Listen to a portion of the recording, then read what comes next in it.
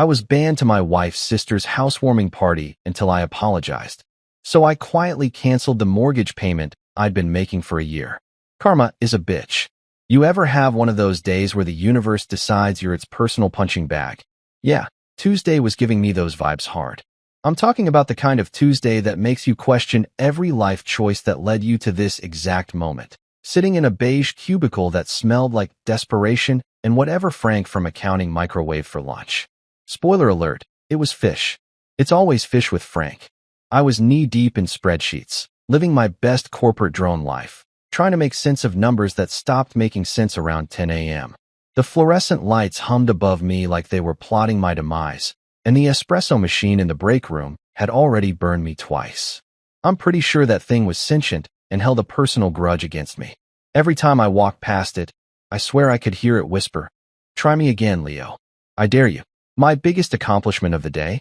Successfully balancing a quarterly report without falling asleep on my keyboard. The bar was low, folks. Real low. I was just starting to hit that sweet spot of afternoon productivity. You know, that magical 30-minute window where you actually feel like a functioning adult, when my phone started buzzing on my desk. The screen lit up with two words that made my stomach drop faster than the office elevator during a fire drill. Mother-in-law. Now, let me paint you a picture. My mother-in-law, Patricia, or as I like to call her in my head, the ice queen of passive-aggressive comments, wasn't the type to call just to chat. Oh no, when Patricia called, it meant someone had committed a crime against the family. And guess what? The perp was usually me. I could already feel my blood pressure spiking, and I hadn't even answered yet. I stared at my phone like it was a bomb about to detonate. Sarah, my co-worker in the next cubicle, peeked over the divider with her nosy little grin. You gonna answer that? Or are we doing a staring contest with your phone? That's my mother-in-law, I said, like that explained everything. Sarah's eyes went wide. Oh damn.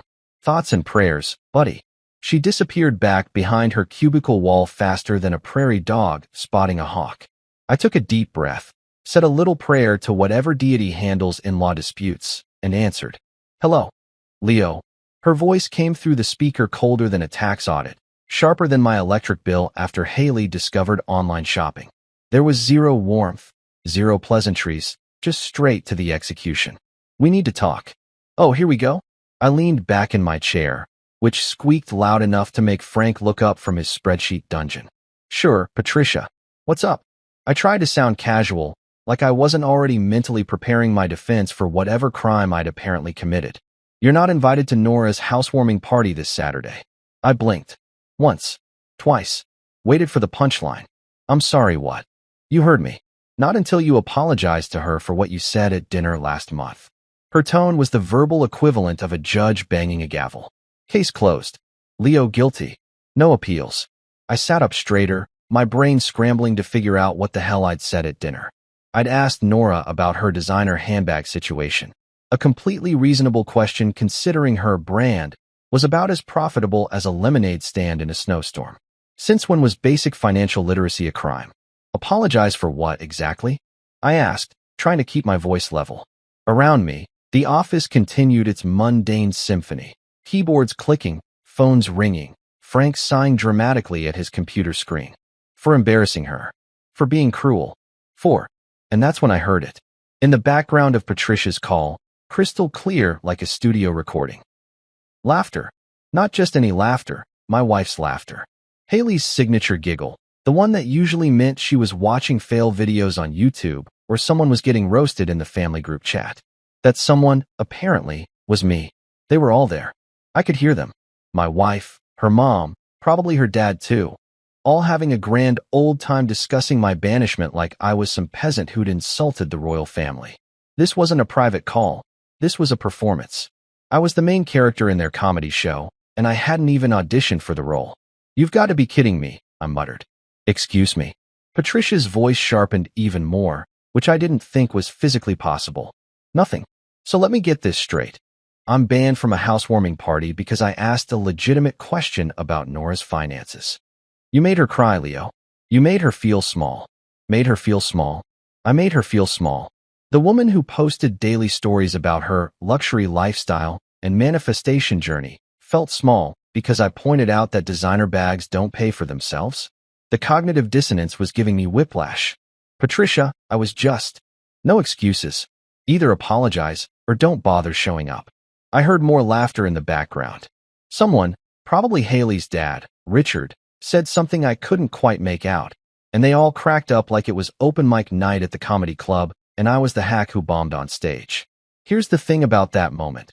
That exact moment when I heard them laughing at me like I was the punchline to their inside joke. Something inside me just clicked. Not snapped, not broke, clicked. Like a light switch flipping from off to on, illuminating a room I didn't even know existed. Because here's what they didn't know. Here's the beautiful, ironic, absolutely hilarious thing that they were completely oblivious to while they giggled and sipped their wine and planned their fancy little party. I'd been paying Nora's mortgage for the past year. Every single month. That dream house she loved posting about on Instagram with captions like blessed and hard work pays off, and my personal favorite, built this empire from scratch. Yeah, scratch was spelled L-E-O. The down payment that made her homeownership possible? My savings account. The monthly mortgage that kept a roof over her influencer aspirations? My bank transfers.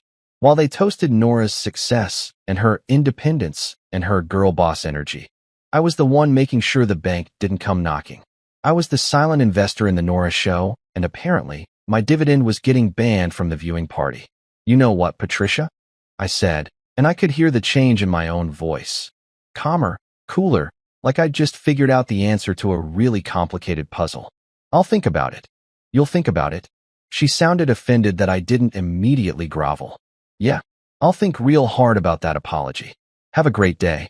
I hung up before she could respond, and I gotta say, it felt pretty damn good.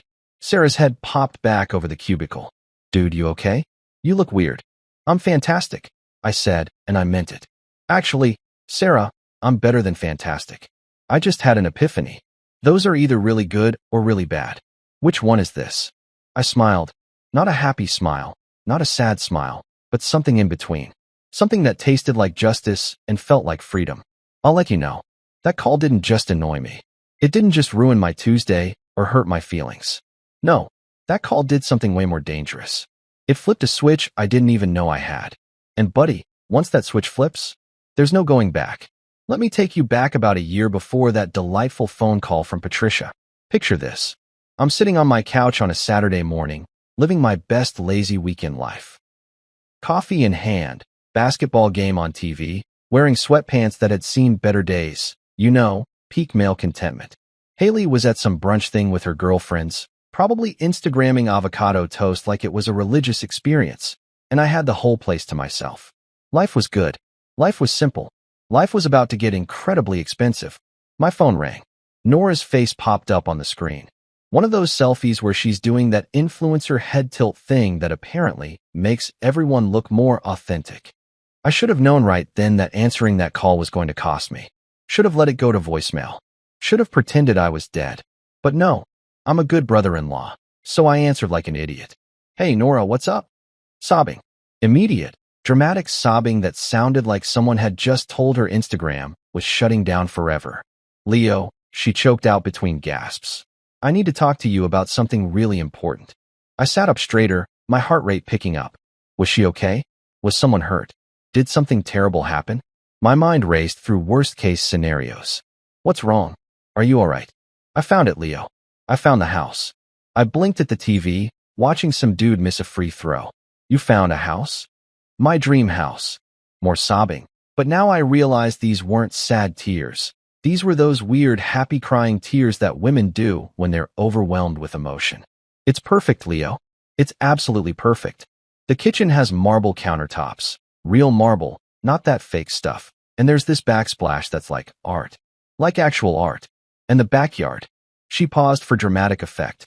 The backyard is literally perfect for content. The lighting is amazing. I could shoot there every day. There it was. The backyard was perfect for content. Not for, relaxing or barbecuing or playing with future kids or any normal human activity. No, the primary function of this backyard was Instagram stories. That's great, I said, still not understanding why this required a crying phone call to me specifically. So you're buying a house? That's a big step. Congratulations. Well, here's the thing. Her voice shifted, got a little quieter, a little more calculated. I should have recognized that tone.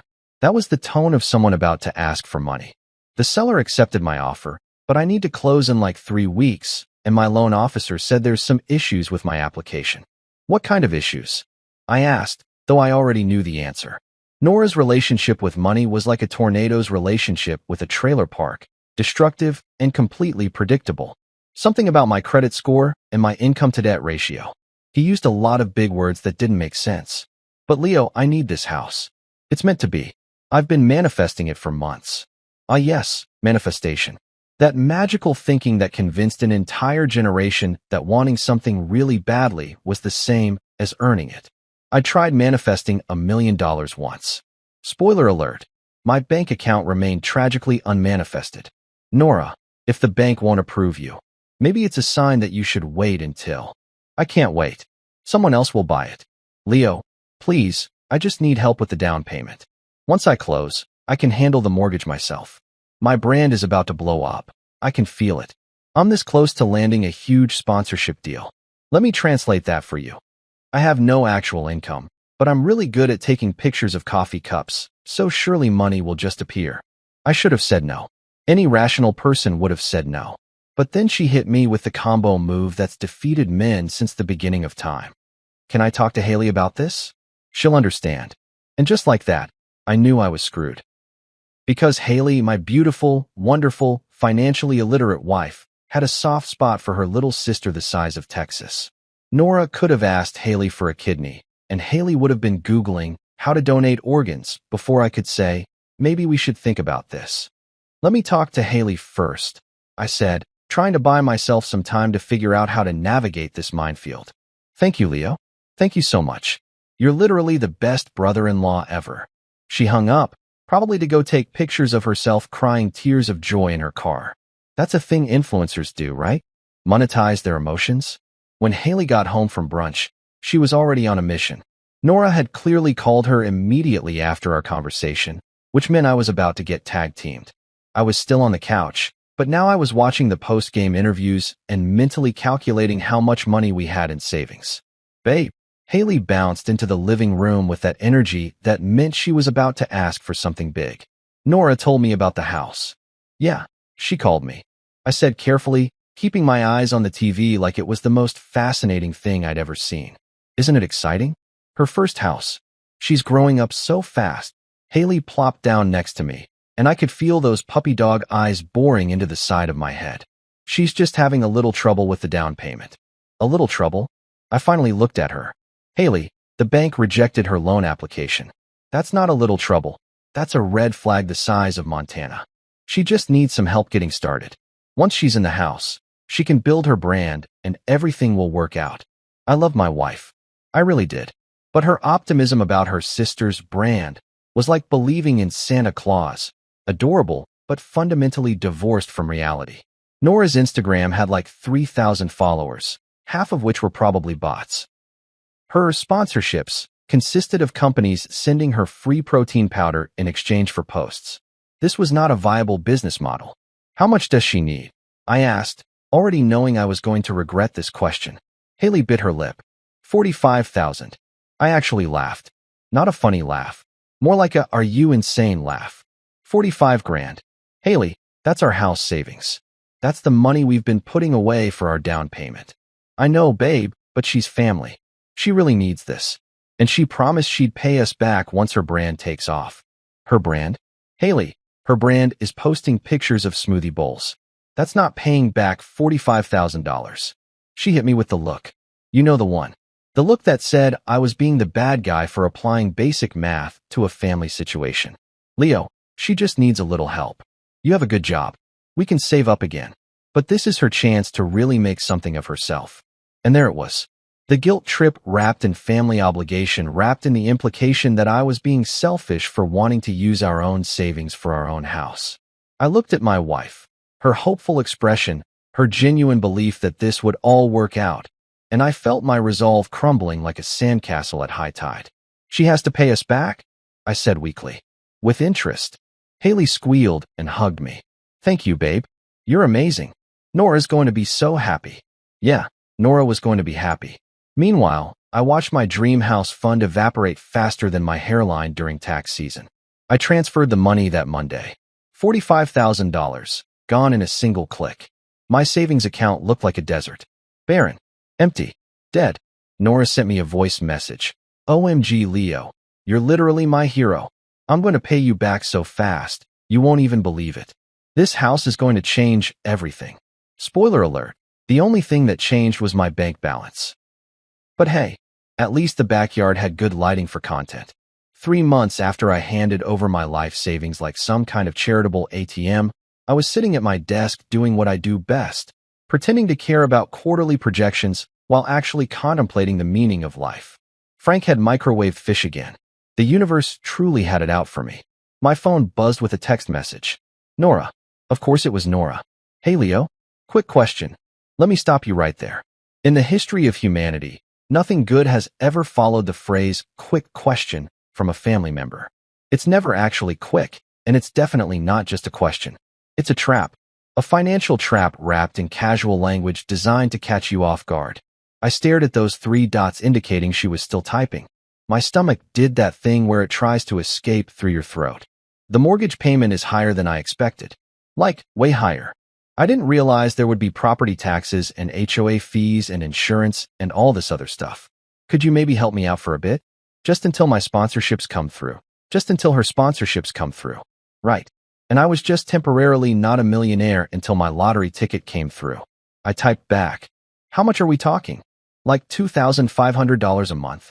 I know it sounds like a lot, but it's temporary. 2 months max, I promise. $2,500 per month for 2 months. That was $5,000 on top of the 45 I'd already given her. I did the math in my head. That was $50,000 total for a house I would never live in, never own, and apparently never be thanked for. I should have said no. I should have written back, sorry, but you need to figure this out yourself like an actual adult. I should have shown Haley the message and let her deal with her sister's financial catastrophe. But here's the thing about being a people pleaser married to someone with an enabling complex.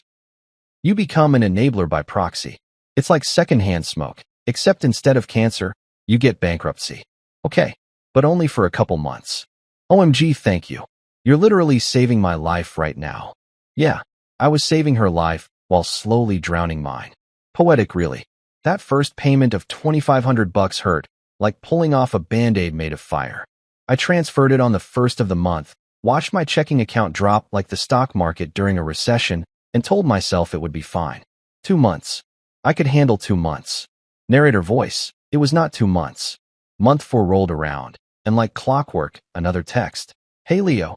So the sponsorship deal fell through, but I have another one in the works that's even bigger. Can you cover just 1 more month?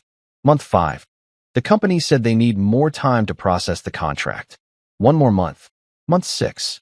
You won't believe this, but they went with someone else. So unfair. But I have 3 other brands interested. Just need a little more time. It was like watching someone try to catch a bus that never actually existed. Except I was paying for the bus stop. Every single month, $2,500 vanished from my account faster than free pizza at a college dorm. And every single month, Nora had a new excuse wrapped in optimism and sprinkled with promises of imminent success. Meanwhile, and this is where the comedy really kicked in, her Instagram became a monument to delusion. Every day, multiple times a day, new posts appeared showing off her blessed life and manifestation journey. There was Nora in front of her house. Dream big, work hard, never give up. Flexed biceps, #homeowner, #blessed, #girlboss. Nora in her kitchen with a green smoothie. Success tastes sweet when you earn it yourself. Leaf fluttering in wind, #self-made, #entrepreneur, #grind. Nora in that backyard she was so excited about. When you trust the universe, it delivers. Sparkles, #manifest, #abundance, #living my best life. Trust the universe? Lady, trust my bank account. The universe didn't deliver squat. My direct deposit did. My personal favorite was when she posted a quote graphic that said, I never ask for handouts. I work for everything I have. The irony was so thick you could cut it with a knife. I actually screenshot that one and saved it in a folder I labeled Evidence of Audacity. Sarah from the cubicle next to me noticed something was off around month 7. We were in the break room, me glaring at the espresso machine, her microwaving something that actually smelled good for once. "You okay, Leo? You've been looking stressed lately." "Just peachy," I said, jabbing the button on the espresso machine harder than necessary. "Is it the Peterson account?" "Because Jerry from legal said." "It's not work." I sighed, watching the world's saddest coffee drip into my mug. "It's family stuff." She raised an eyebrow. "Family stuff that costs money? Was I that transparent?" "What makes you say that?" "Because last month you turned down lunch 3 times saying you were budgeting. And yesterday I saw you bring in a sandwich from home. You never bring lunch from home. You once said, and I quote, 'Life's too short to meal prep.'" Damn, she got me there. "My sister-in-law needed help with some expenses," I said vaguely, hoping she'd drop it. "Some expenses? Dude, you look like someone who's paying for a second mortgage." I laughed. It came out more bitter than I intended. "That's surprisingly accurate." Sarah's eyes went wide. "Wait, seriously? You're paying someone else's mortgage?" "It's temporary," I said automatically, though by month 7, that word had lost all meaning. How temporary are we talking? It was supposed to be 2 months. We're now at 7. 7. She nearly dropped her Tupperware. "Leo, that's not temporary. That's a commitment. That's basically a second family." "Tell me about it," I muttered. "Does your wife know?" "She knows her sister needs help. She doesn't know the exact dollar amount or duration." Sarah gave me that look, the one that said I was being an idiot, but she was too polite to say it directly. "Maybe you should tell her? And start a family war?" "No thanks. I'll just write it out." Famous last words. Month 8 came with a special bonus request. Not only did Nora need the regular mortgage payment, but she also needed an extra $800 for unexpected repairs. The dishwasher broke. Did she get quotes from multiple repair people? Did she try to fix it herself? Did she even Google troubleshooting tips? No, and hell no. She just texted me like I was the home warranty company. The same week, she posted a photo of herself at some trendy brunch spot with the caption, "Treating myself because self-care isn't selfish." Clinking glasses, #self-love, #brunch, #luxury lifestyle. That brunch probably cost more than fixing her own damn dishwasher.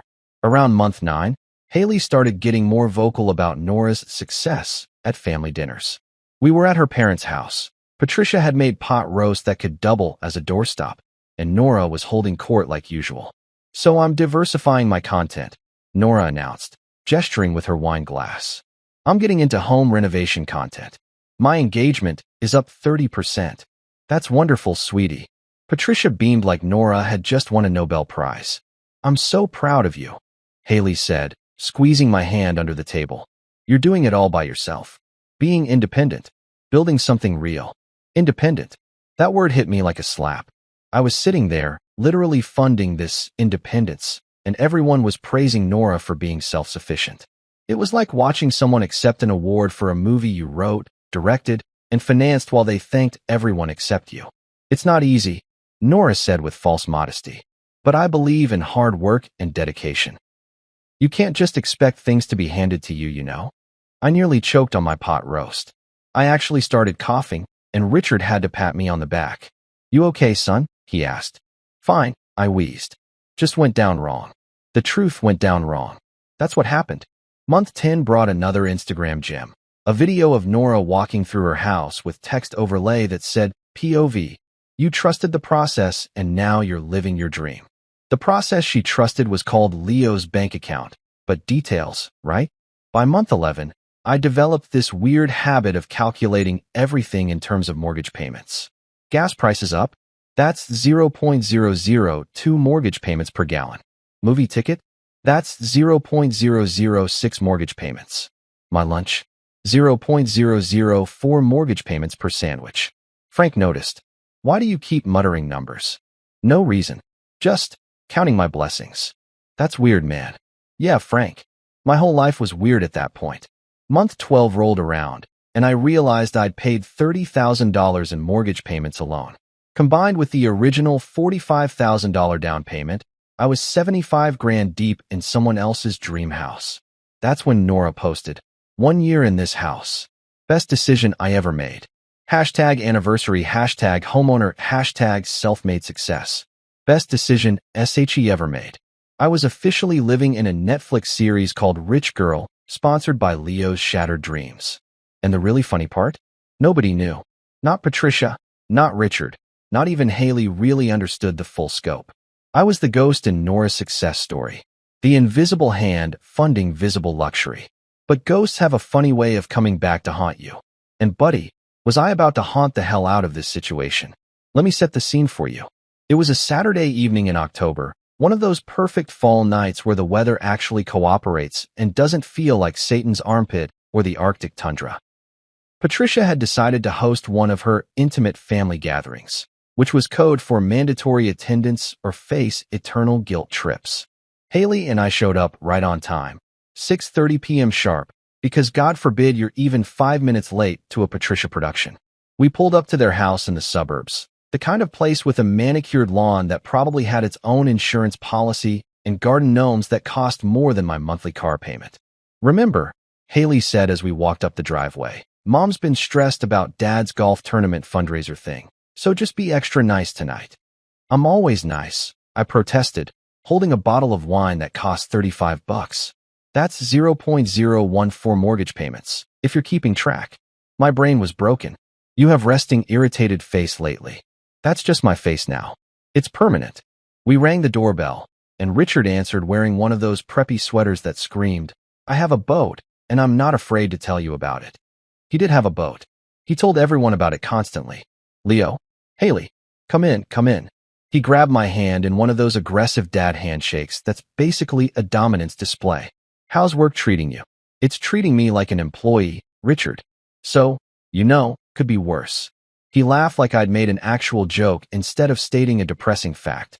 That's the spirit. Hey, did I tell you about the new GPS system I installed on the boat? There it is. 30 seconds. New record.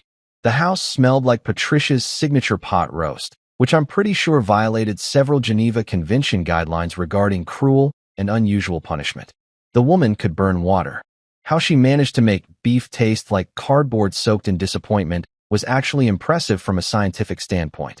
We walked into the dining room where the table was set with the fancy china that came out for special occasions. There had to be at least 50 candles burning. Patricia was going for ambience but achieved possible fire hazard instead. Darlings, Patricia swooped in wearing what I can only describe as suburban mom does high fashion. Lots of jewelry that jangled when she moved and a scarf that probably cost more than my first car. She air-kissed Haley and gave me one of those hugs that felt like being embraced by a refrigerator. So glad you could make it. Like we had a choice. Haley's brother Marcus was already there with his wife Jennifer, both nursing what looked like very strong cocktails. Marcus gave me the chin-up nod that men do when they acknowledge each other's existence without using actual words. Jennifer smiled warmly. She was good people. We'd bonded over our mutual confusion about this family's dynamics at last year's Thanksgiving. Leo, she said, actually sounding happy to see me. How are you? Living the dream, Jen. How's the twins? Demonic, but in a cute way. She took a long sip of her drink. I'm counting the minutes until bedtime. Currently at 4,320 minutes to go. I like Jennifer. She got it. Nora's running late. Patricia announced, fluttering around the table adjusting forks that were already perfectly straight. She had a photo shoot that ran over. Very important brand work. Marcus caught my eye and smirked. He knew. He might not have known the exact financial details, but he knew his little sister was full of it. We'd had a conversation once where he described Nora's career as professionally taking pictures of things nobody asked to see. We made small talk for about 15 minutes. Richard told us about the boat again. Patricia complained about the neighborhood association again. Marcus talked about his law firm's new office space. Jennifer showed us pictures of the twins covered in spaghetti sauce. Normal family stuff. Then Nora arrived. She made an entrance like she was walking a red carpet, not entering her parents' dining room. The front door opened, and I heard her voice before I saw her. Sorry I'm late. Everyone, you would not believe the traffic coming from the shoot. She swept into the room wearing an outfit that probably had its own Instagram post planned, but that's not what caught my attention. What caught my attention, what caught everyone's attention, was the handbag. This wasn't just a purse. This was a statement piece. This was the kind of bag that had waiting lists and authentication certificates. I'm no fashion expert, but even I recognized the logo. I'd seen it in enough Instagram ads to know this thing cost more than most people's monthly rent. My brain immediately did the math. That bag, somewhere between $3,000 and $5,000. That's 1.2 to 2 full mortgage payments. That's 120 to 200 of my sad little office lunches. That's... Nora, you look gorgeous. Patricia gushed, hugging her youngest daughter like she'd just returned from war. Thanks, Mom. Nora did a little spin. The shoot was for this amazing wellness brand. They're huge on TikTok. The exposure is going to be incredible for my platform. Exposure. The currency of people who don't get paid in actual currency. We all sat down at the table, and Patricia brought out the pot roast. It looked like something that had died of natural causes and then been cooked as an afterthought. Haley squeezed my hand under the table, our signal for, please don't make a face at Mom's cooking. Nora positioned her fancy handbag on the empty chair next to her like it deserved its own place setting. She kept touching it, adjusting it, making sure it was visible. It was like watching someone pet a very expensive, very leather cat. That's a beautiful bag, Nora, Jennifer said, because she was genuinely nice like that. Oh, this. Nora tried to sound casual, like she hadn't positioned it specifically to be noticed. Yeah, I've been manifesting this bag for months, and the universe finally delivered. It's an investment piece, you know? Quality over quantity. The universe delivered. Sure. The universe and my bank account tag teamed that delivery. Investment. Richard perked up. He loved talking about investments. What kind of return are we talking about? Nora laughed. That tinkly little laugh she did when she didn't actually understand financial terms. Not that kind of investment, Dad. It's an investment in my brand. Image is everything in the influencer world. Marcus coughed into his wine. I could see him trying not to laugh. Here's the thing. I'd been sitting on a year's worth of financial frustration. 12 months of watching my money disappear into someone else's mortgage while they posted about being self-made. 12 months of being the invisible sponsor of the Nora Show. 12 months of biting my tongue while everyone praised her independence. And now she was sitting here with a handbag that cost more than I made in a month, talking about manifestation and investments in brand image, while I'd been eating PB&J sandwiches for lunch to afford her actual mortgage. Something in me just snapped. So Nora, I said, cutting into Patricia's pot roast which had the texture of shoe leather. Serious question, did your brand finally start making actual money, or are those designer handbags growing on trees now? Because if they're growing on trees, I need to know where those trees are. I could use a harvest. The table went silent. Like horror movie silent. Even the candles seemed to stop flickering. Marcus stopped mid-chew. Jennifer's eyes went wide. Richard put down his fork. Patricia's mouth formed a perfect O of shock. Haley kicked me under the table. Hard. Nora's face went from influencer perfect to crumbling in about 2.5 seconds. Her eyes got watery. Her lips started trembling, and I realized I'd just crossed some invisible line that I didn't even know existed. I can't believe you just said that, she whispered, her voice shaking. Nora, I didn't mean. No. She stood up so fast her chair scraped against the floor. You're always like this. Always judging me. Always making me feel like what I do isn't real work.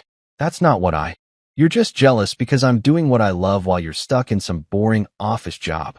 Tears were streaming down her face now, and I felt like the world's biggest asshole, even though technically I was just asking a legitimate question. This bag represents everything I've worked for. It's a symbol of my success. Success that I literally funded, but okay. Leo, Patricia stood up, her face redder than the wine. How dare you speak to your sister-in-law like that? I was just asking a question about. But Nora was already running. Full-on running out of the dining room. Her expensive handbag clutched to her chest like it was a life preserver. I heard her footsteps thunder up the stairs, followed by a door slamming so hard the house shook.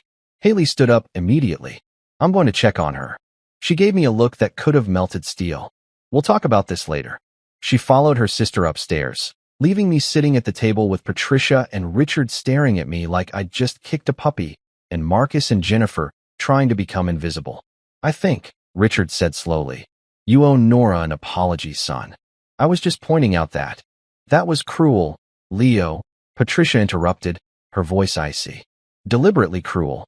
That girl works so hard. and you just humiliated her in front of the entire family. I looked at Marcus for backup, but he was suddenly very interested in his pot roast. Jennifer gave me a sympathetic look, but stayed quiet. Can't blame her. This wasn't her battle. I didn't mean to hurt her feelings, I said, which was true. I meant to point out the obvious financial hypocrisy, but apparently, that was the same thing.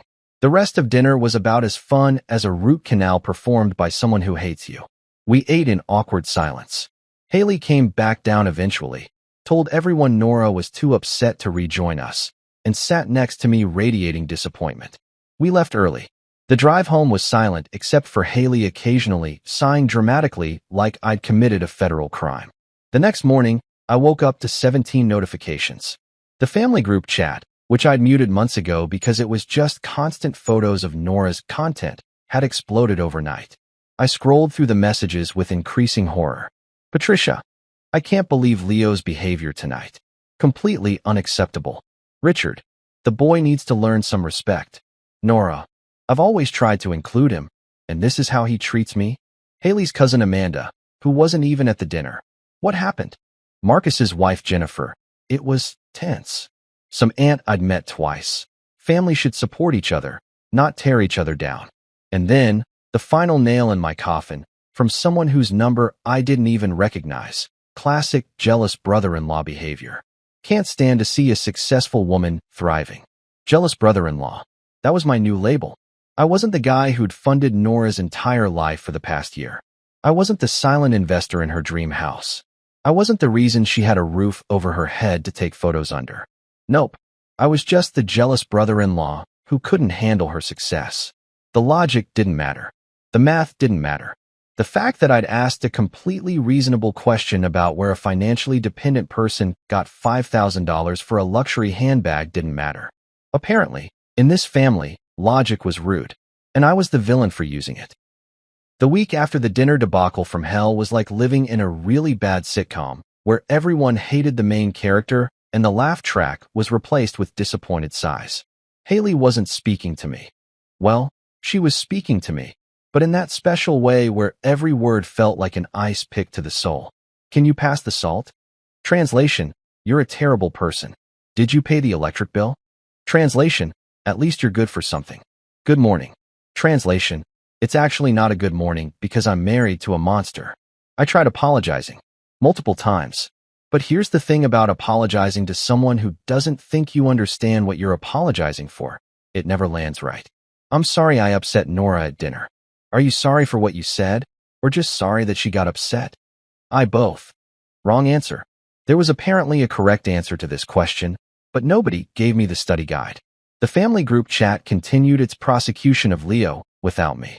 I'd been effectively muted, not officially, but in that way where everyone talks around you like you're not there.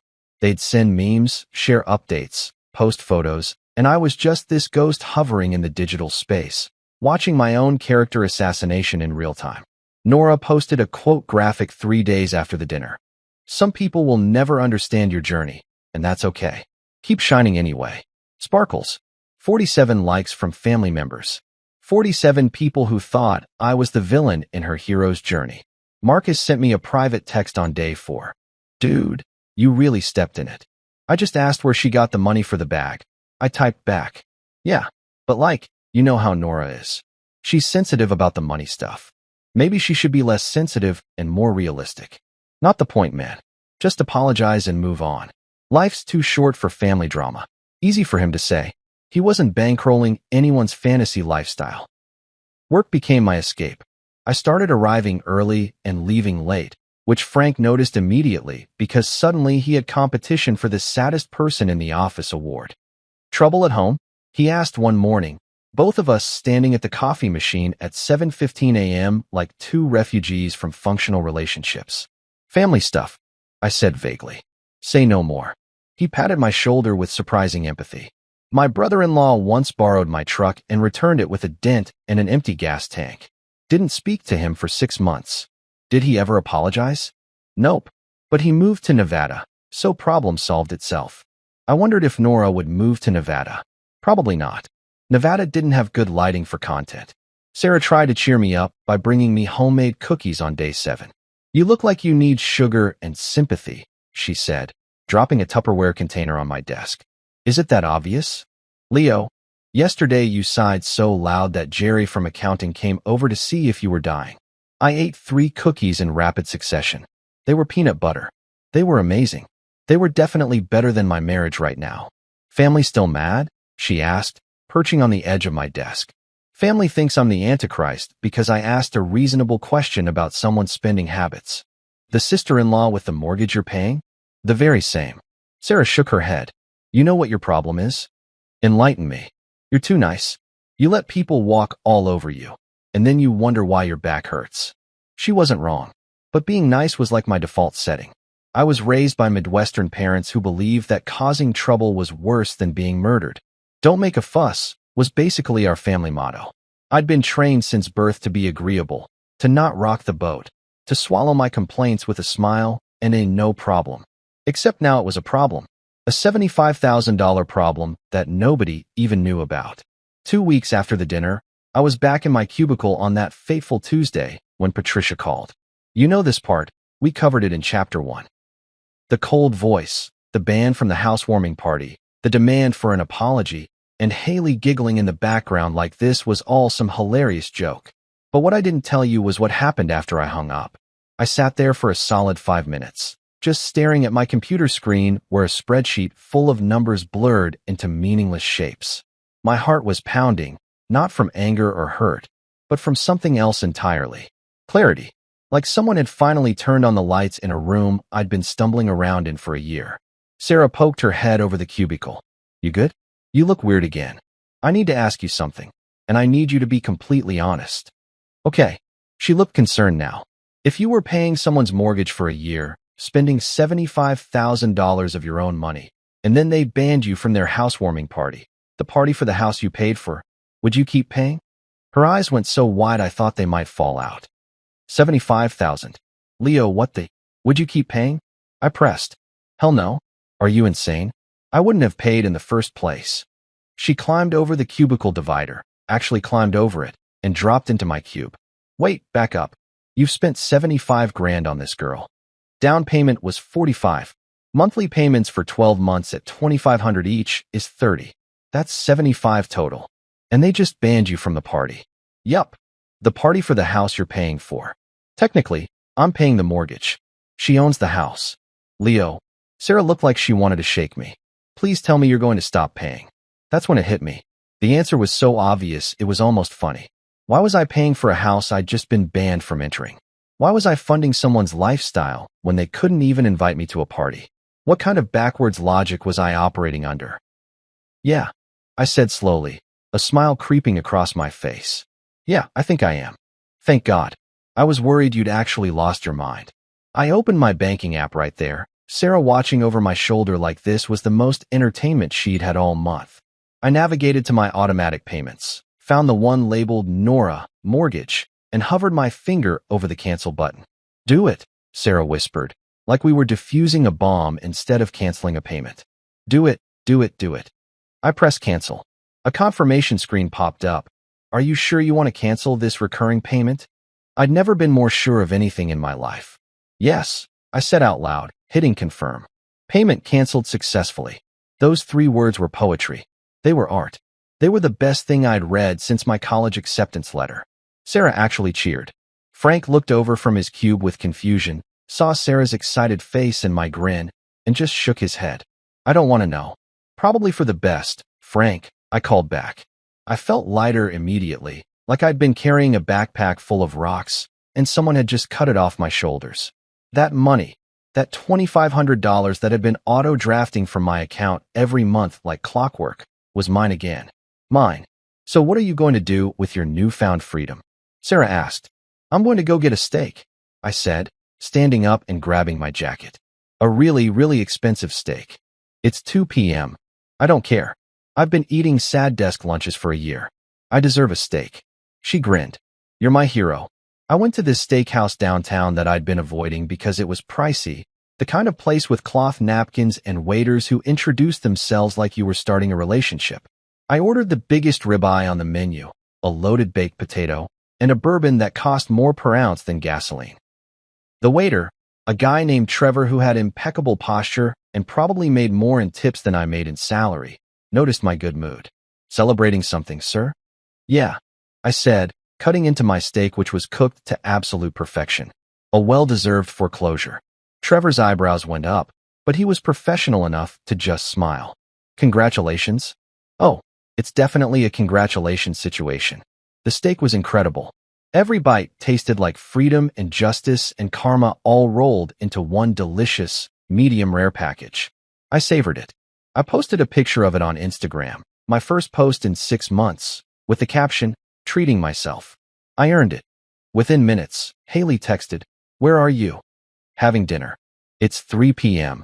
And, are you okay?" "I'm great, actually. Best I've felt in a year." She didn't respond after that.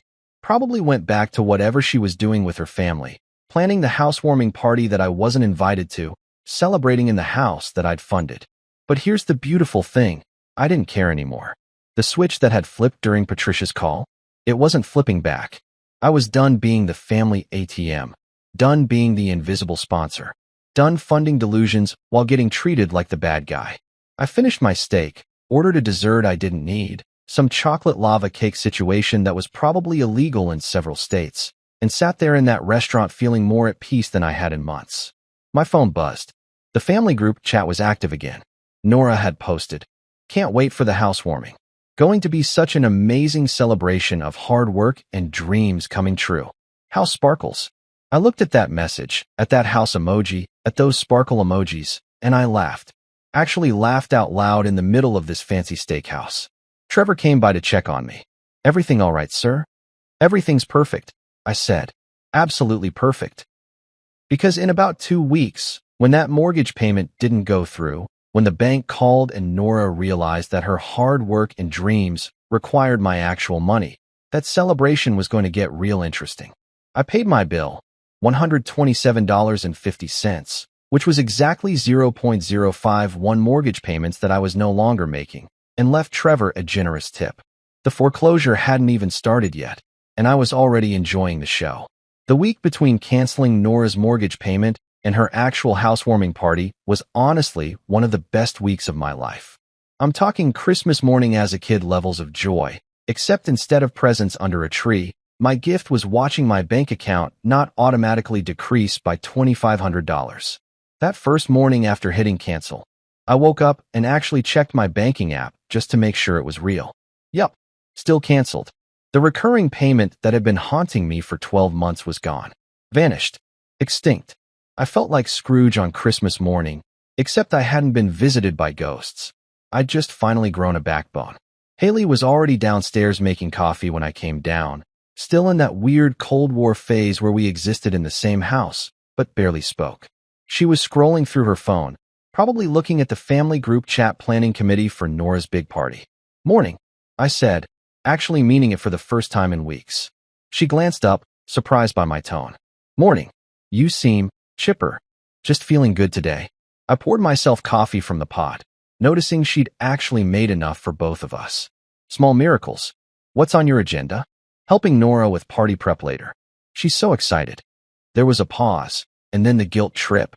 "You know, it's not too late to apologize. I'm sure if you just called her and said sorry, Mom would let you come." "Let me come. To a party for a house I'd paid for." Like it was some exclusive club I needed permission to enter. "I'm good," I said, sipping my coffee. "I've actually got plans this weekend anyway." "Plans?" She looked suspicious. I never had plans. My weekends usually consisted of whatever Haley wanted to do or whatever family obligation had been assigned to us. "Yup, plans." I didn't elaborate. Let her wonder. The thing about having a secret, especially a secret that's going to explode spectacularly in about 2 weeks, is that it gives you this weird sense of power. I walked around that week like I knew the punchline to a joke nobody else had heard yet. Every time someone mentioned the housewarming, every time Haley showed me another text from the party planning committee, I just smiled and nodded. On Tuesday, I took myself out to lunch. Not sad desk lunch. Not microwaved leftovers. I went to this Italian place downtown that had actual tablecloths and breadsticks that could make you believe in God. Ordered the lobster ravioli. $28. Worth every penny. The waitress noticed I was dining alone. "Just you today?" Just me. And honestly, it's perfect. She smiled like she understood something I hadn't said out loud. Maybe she'd had her own moment of canceling payments on other people's lives. Maybe she just appreciated a customer who actually enjoyed being alone. Either way, those ravioli were amazing, and I savored every single bite while reading a book on my phone and not thinking about mortgages or in-laws or housewarming parties. Wednesday, I bought new shoes. Not fancy designer ones like Nora's handbag, just regular nice shoes that I'd been putting off buying because we're saving money. Except we weren't saving money. I was funding someone else's house while wearing shoes with holes in them. The new ones were on sale, $60, and they felt like walking on clouds made of justice.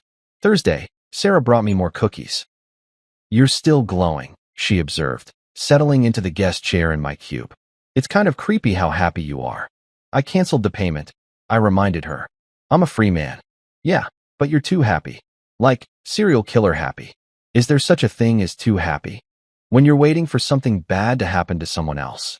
Yes, that's called Schadenfreude, and it's generally frowned upon. Is it Schadenfreude if they literally did it to themselves? She considered this while munching on a cookie she'd brought for me. Philosophically? Maybe not. Morally? Still a gray area. Entertaining for me to watch? Absolutely. Frank rolled by on his chair. Yes, he rolled on his office chair instead of walking like a normal person, and stopped at my cube entrance.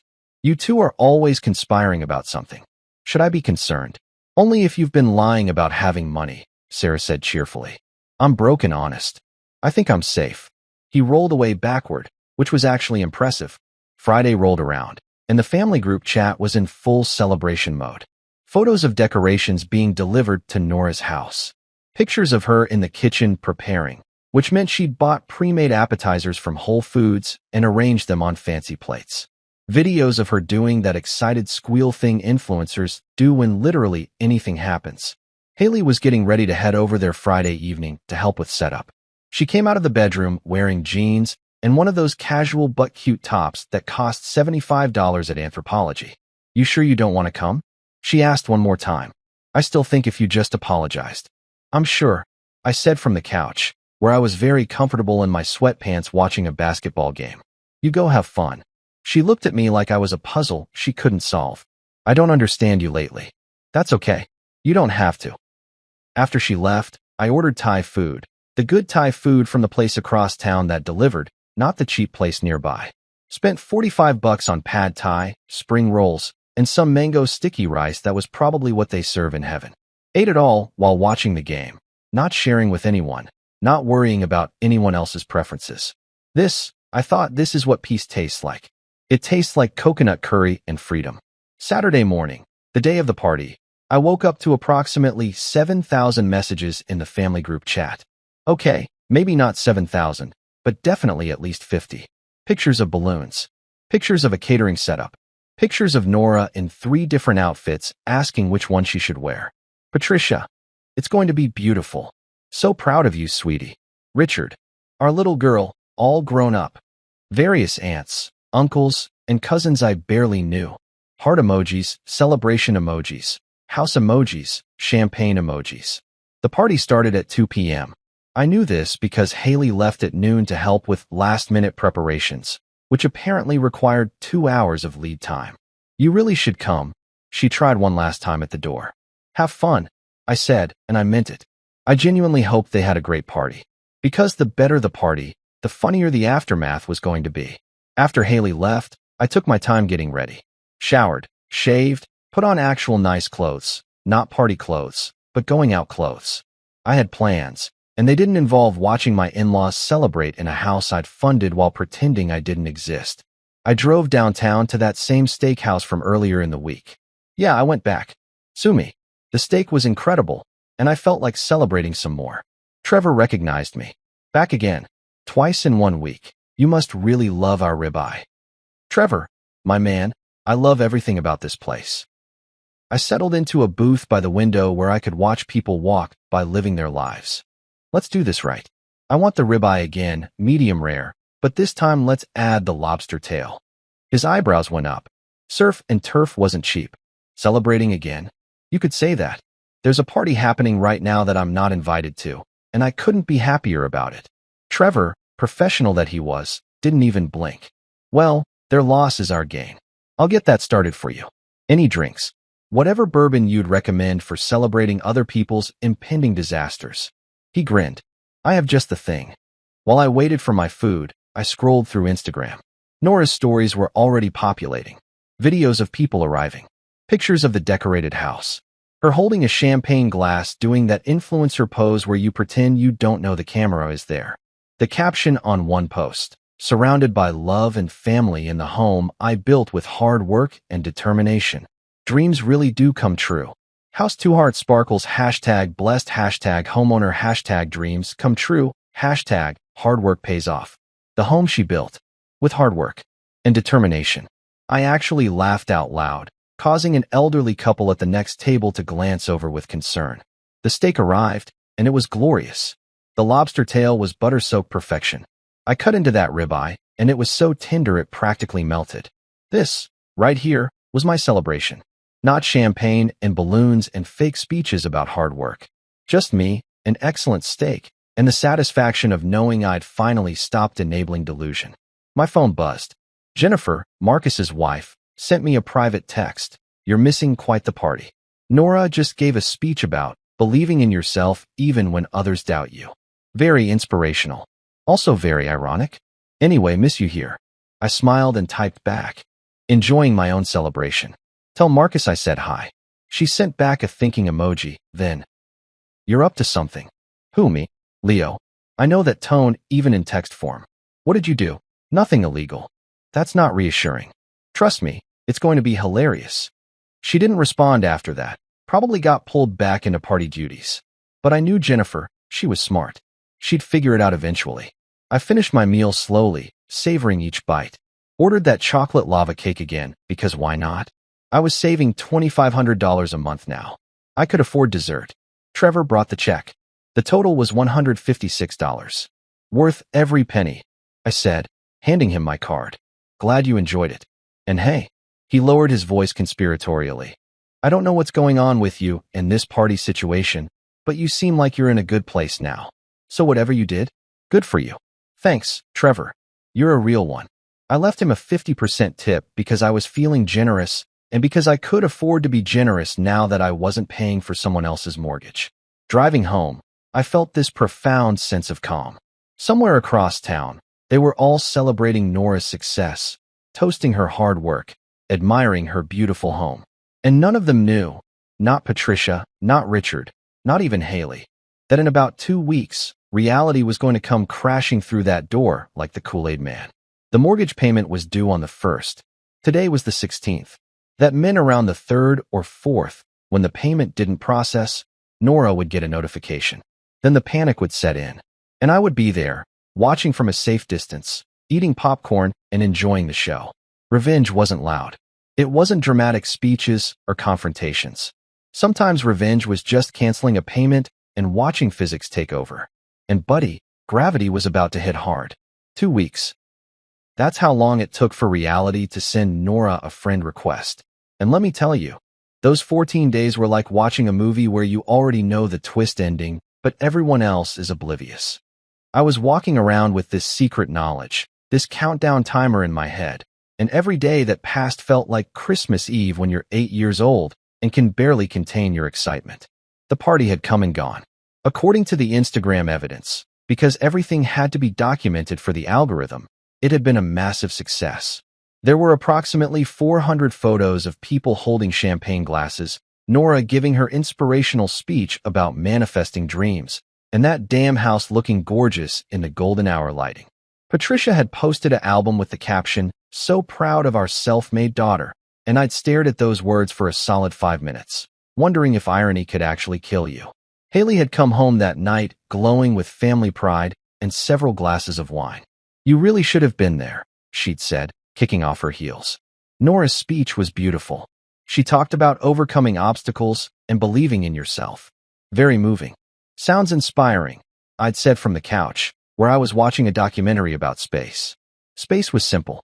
Space didn't have in-laws or mortgages or fake girl bosses. Are you being sarcastic? Would I do that?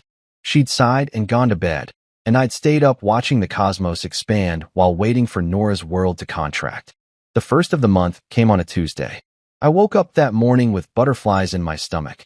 The good kind. Like when you're about to go on a roller coaster you've been waiting in line for. Today was mortgage due date. Today was when the bank would try to process the payment and find nothing. Just empty air where my checking account used to be. I made coffee extra carefully that morning, like it was a ritual. French press instead of the regular drip. Good beans from that expensive place downtown. I was celebrating, quietly, internally, while Haley rushed around getting ready for work. "You're in a good mood," she observed, grabbing her travel mug. "It's a beautiful day," I said, looking out the window at what was actually kind of a gray, overcast morning. "If you say so." She kissed my cheek on her way out. We'd thawed slightly since the party, moved from Arctic freeze to merely cold. "Love you. Love you too." The door closed, and I sat at the kitchen table with my fancy coffee, waiting. Of course, the bank wouldn't notify Nora immediately. There was processing time, business days, all that banking bureaucracy that makes the world go round. It would probably be day 3 or 4 before she got the notification that her payment had failed. I went to work and was absurdly productive. Finished 3 reports that weren't due for another week. Frank commented that I was disturbingly efficient and asked if I'd been possessed by the ghost of a motivated person. Just feeling focused, I told him. Sarah knew better. "It's happening soon, isn't it? Any day now. I'm so excited I might burst." Is that wrong? Probably. But I'm not judging. We high-fived across the cubicle divider. Jerry from accounting saw this and shook his head. "You two are weird." Day 2 passed. Then day 3. I started to wonder if maybe the bank was slower than I thought. Maybe Nora had somehow covered the payment herself with some mysterious sponsorship money. Maybe. My phone rang on day 4. It was 10:47 a.m. on a Friday. I was in the middle of reviewing a spreadsheet that made me want to cry from boredom when I saw her name flash across my screen. Nora. Sarah's head popped up over the divider like a prairie dog sensing danger. I made eye contact with her and pointed at my phone. Her eyes went wide. She gave me a double thumbs up and ducked back down, but I could tell she was listening. I let it ring 3 times. For times. I wanted to answer on the 5th ring for maximum dramatic effect, but my curiosity won out. "Hello. Leo." She wasn't crying this time. She was panicking. There's a difference. Crying is sad and manipulative. Panic is pure, unfiltered fear. "Oh my God, Leo, something's wrong with the mortgage." I took a sip of my coffee, the office coffee, not the fancy home stuff, but it still tasted like victory. "Oh, what's wrong?" "The payment didn't go through. The bank just sent me this notification saying the payment failed, and now they're saying I'm late, and there's going to be fees, and..." She was talking so fast the words were tripping over each other. "I don't understand what happened. The payment has always gone through automatically." "Huh," I said, spinning slowly in my office chair. "That is weird." "Weird? Leo, this is a disaster. I need to figure out what went wrong. Can you check your account? Maybe there's some kind of error." Here it was. The moment I'd been waiting 2 weeks for. The moment I'd been building toward since Patricia's phone call banning me from the party. I could practically hear the universe holding its breath. "Oh, that?" I said casually, like we were discussing the weather. "Yeah, I stopped paying." Silence. Pure, absolute silence. I could hear her breathing on the other end. Could practically hear her brain trying to process what I'd just said. "You what?" "I stopped paying your mortgage. Canceled the automatic payment about 3 weeks ago." More silence. "Then what?" "You can't do that." I had to hold the phone away from my ear. Sarah's head popped back up, her eyes huge, mouthing, "Oh my God," at me.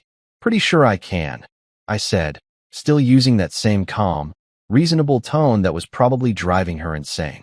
"I'm the one who's been doing it. So logically, I'm also the one who can stop doing it. But you can't. Leo, this is my house. My mortgage. You can't just stop." "Actually, Nora, I super can. It's my money. I get to decide where it goes." "But we had an agreement." This was fascinating. "Did we?" "Because I don't remember signing anything. I don't remember you ever saying, 'Hey, Leo, can you pay my mortgage for exactly 12 months? I remember you crying about needing help for just a couple months.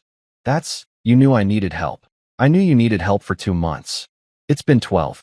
Math isn't my favorite, but even I can tell that's a significant difference." I heard her making this sound. Half gasp, half sob, all panic. You're ruining my life. And there it was. The exact same phrase she'd used about the handbag comment. Apparently, I had a real talent for life ruining. Should probably put that on my resume. You know what's funny? I leaned back in my chair, fully enjoying this now. That's exactly what my accountant said when I told him about you. Your accountant? Yeah. Larry. Nice guy. Does my taxes. When I showed him how much money I'd been spending on your mortgage, he actually got concerned. Used words like financial liability and enabling codependency. Very serious stuff. I didn't actually have an accountant named Larry. I used TurboTax like a normal person. But she didn't need to know that. I can't believe you're doing this, she said, and now she was crying for real. After everything, after I invited you to the party, you banned me from the party, I interrupted. Your mom called and specifically said I wasn't invited unless I apologized for asking where you got money for designer handbags. That's different, is it though? You banned me from a party for a house I'd been paying for.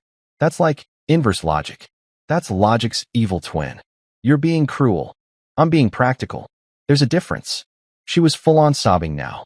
What am I supposed to do? The bank is going to foreclose. I'm going to lose everything. Maybe call one of those brands you're always partnering with. Ask them for a sponsorship.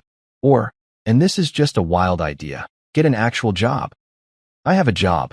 Influencing is a job. Then it should pay your mortgage. Frank rolled by on his chair, because apparently this was interesting enough to warrant an audience, and stopped at my cube. Sarah waved him away frantically, but he stayed, shamelessly eavesdropping. Leo, please, Nora was begging now. I need this house. It's everything to me. My whole brand is built around it. Your brand is built on my bank account. Maybe it's time to rebuild. I hate you. She screamed it so loud, I genuinely worried about my eardrum. I hate you. You're the worst person I've ever met. That's fair, I said calmly. But I'm still not paying your mortgage. Fine. Another scream. Fine. I'll figure it out myself. I don't need you. I don't need anyone. I'm self-made. Sure you are, sweetheart. Sure you are. She made this sound, like a pterodactyl having a breakdown, and then the line went dead. I pulled the phone away from my ear and looked at it. The call had ended. She'd hung up on me. Beautiful silence. I said to no one in particular. Sarah's entire upper body was now visible over the cubicle. Frank had rolled his chair fully into my cube entrance. Both of them were staring at me like I'd just performed a magic trick. Dude, Frank said finally.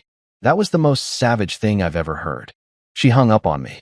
Because you destroyed her, Sarah said, but she was grinning. Completely and utterly destroyed her.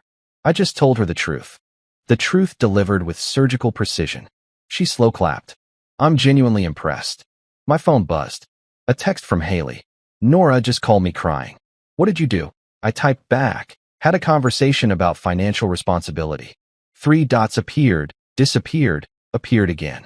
Then, we need to talk when I get home. Looking forward to it. I replied, and I meant it.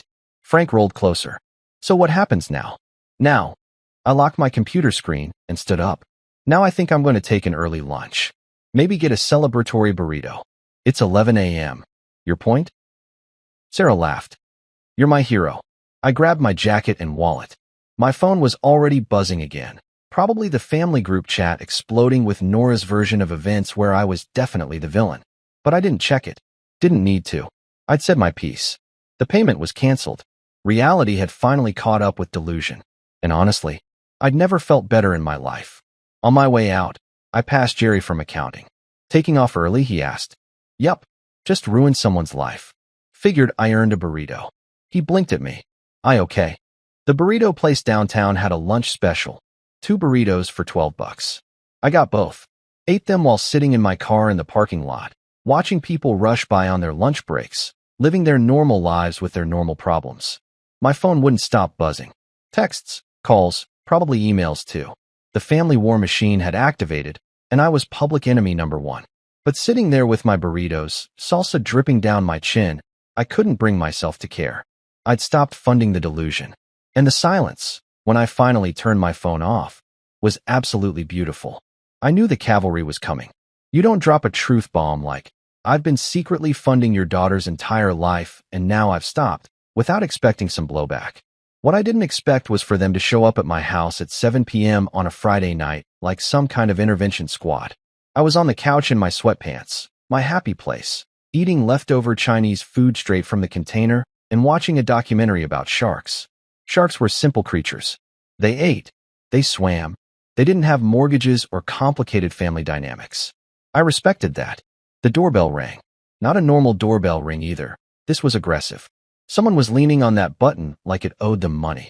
I paused the documentary mid-shark attack and shuffled to the door, still holding my container of lo mein. Through the peephole I saw them. Haley, Patricia, and Richard, all standing on my porch looking like they were about to storm the beaches of Normandy. This was going to be fun. I opened the door. Evening, folks. Didn't realize we were having company. Patricia pushed past me without waiting for an invitation. She was wearing what I called her serious business outfit, the pantsuit she wore when she meant business, usually to HOA meetings where she complained about neighbors' lawn decorations. Richard followed, looking uncomfortable in khakis and a polo shirt. Haley came in last, her face a mixture of anger and something else I couldn't quite read. Disappointment? Embarrassment? Maybe both. Living room. Patricia commanded, like this was her house and not mine. Sure, come on in, I said to no one, closing the door. Make yourselves at home. Can I get anyone a beverage? Some lo mein, perhaps. This isn't funny, Leo, Haley said, but her voice cracked a little. I wasn't trying to be funny. I genuinely have lo mein. I held up the container as evidence. We all filed into the living room. Patricia took the armchair like it was a throne. Richard stood behind her like a nervous bodyguard. Haley sat on the opposite end of the couch from where I'd been sitting, as far away from me as possible, while still technically being on the same piece of furniture. I settled back into my spot, set down my lo mein, and waited. The documentary was still paused on a frozen frame of a great white with its mouth open. Seemed appropriate somehow. Patricia folded her hands in her lap.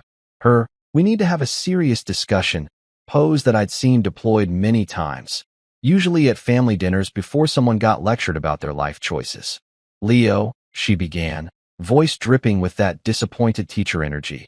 "We need to talk about what you did to Nora." What I did to her? I raised an eyebrow. Interesting phrasing. You know what you did. This came from Richard, who rarely raised his voice. He must have been practicing his stern dad routine on the drive over. You stopped paying her mortgage without any warning. Do you have any idea what kind of situation you've put her in? I leaned back into the couch cushions, getting comfortable. This was going to take a while. Actually, Richard, I gave her a year's worth of warning. 12 months of automatic payments that clearly demonstrated I was the one paying. Pretty solid warning if you ask me. That's not, Patricia sputtered. You can't just stop. She's counting on you. Counting on me for what? Free money? Because let me tell you, that's not sustainable long term. I learned that from my financial advisor. I still didn't have a financial advisor. TurboTax was doing fine. Haley finally spoke up, her voice quiet. Why didn't you tell us it was this bad? This bad? I turned to look at her. Haley, you knew I was helping her. You're the one who asked me to give her the down payment money. I thought it was just the down payment. I didn't know you were paying her mortgage every single month for a year. Oh, there it was. The truth starting to crack through the facade. You didn't ask, I said simply. Every month, $2,500 left our account, and you never once asked where it was going. I thought. She stopped, biting her lip. I thought we were just tight on money because of regular expenses. Regular expenses, I repeated. Haley, we stopped going out to dinner. I started bringing lunch from home. We canceled our streaming services. You really thought that was just regular expenses? She didn't answer. Patricia jumped back in, sensing her daughter wavering. Regardless of the miscommunication, she said, emphasizing the word like it was Haley's fault I'd kept secrets. You made a commitment to Nora. You can't just abandon her now. I made a commitment to help for 2 months. It's been 12. That's not abandonment. That's called reaching the natural conclusion of a temporary arrangement that went way too long. She's family. Patricia's voice rose. You help family. Do I get a family discount on the help?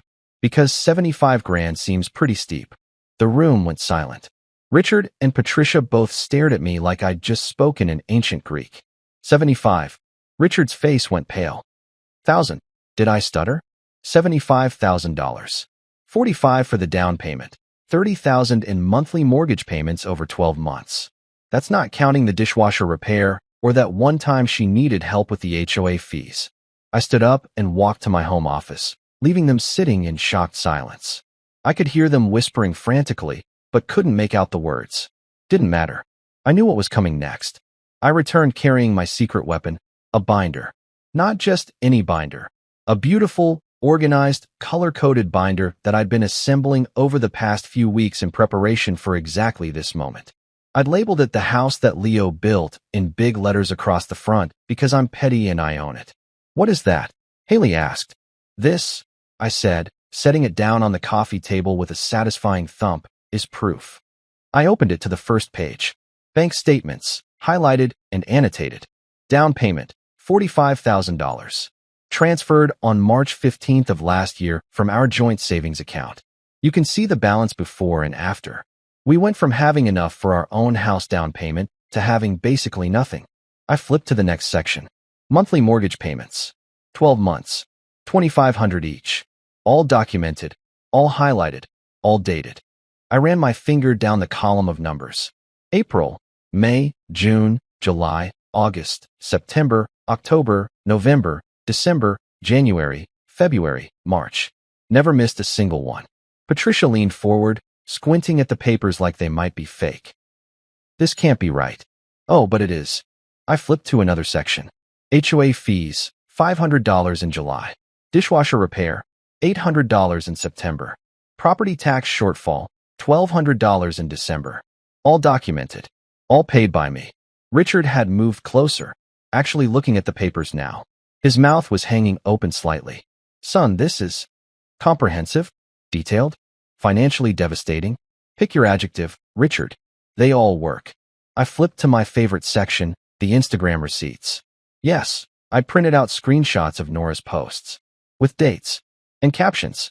"Here's Nora on April 3rd, 1 month after I gave her the down payment. Manifested this dream into reality through hard work and dedication." I pointed to another. May 15th, self-made and proud of it. June 22nd, success is earned, not given. I looked up at Patricia. Should I continue? Because I have an entire section. Haley had her hand over her mouth. She looked like she might be sick. While I was paying for her house, I continued, unable to stop now that I'd started. She posted daily about her success story, her independence, her girl boss energy, and everyone ate it up. Everyone praised her. Meanwhile, I was eating peanut butter sandwiches for lunch so I could afford to keep the lie going. "Why didn't you tell us?" Richard's voice was barely a whisper. "Because every time I tried to bring up Nora's finances, I got shut down. Remember the dinner? When I asked about the handbag, I got banned from her housewarming party. The party for the house I paid for." I laughed, but it wasn't a happy sound. "You all decided I was the jealous brother-in-law who couldn't handle her success. Nobody wanted to hear that her success was fiction funded by my reality." Patricia looked like she'd been slapped. For the first time since I'd known her, and I'd known her for 6 years, she had nothing to say. "Why?" Haley's voice was small. "Why did you keep doing it if it was hurting us this much?" "Because you asked me to. Because I thought it was temporary. Because I'm an idiot who can't say no to puppy dog eyes and family obligation." I closed the binder. But mostly because I kept thinking, surely next month she'll figure it out. Surely next month she'll land a real sponsorship. Surely next month someone will inject some reality into this situation. But nobody did, Richard said quietly. "Nobody did," I confirmed. "So I did it myself." Silence fell over the room like a weighted blanket. The shark documentary was still paused in the background, the great white frozen mid-attack, which felt symbolic of something, but I was too tired to figure out what. Patricia stood up slowly. She looked older suddenly, like the past 10 minutes had aged her 5 years.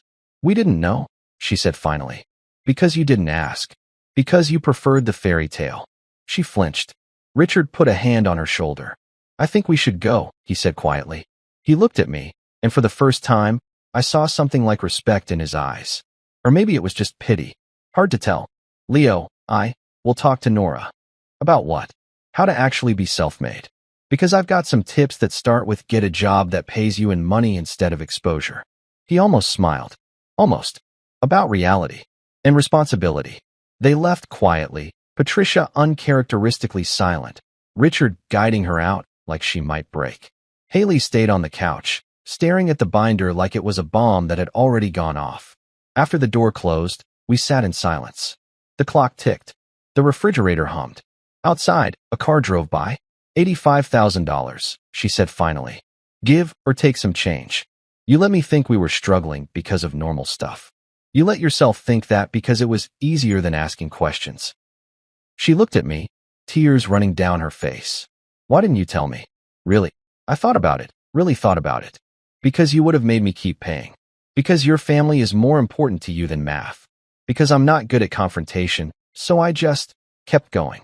This is going to destroy her, Haley whispered. Yeah, well, she destroyed my savings account. I guess we're even. She stood up, grabbing her purse. I'm going to stay at my mom's tonight. I need to think. Okay. She walked to the door, paused with her hand on the knob.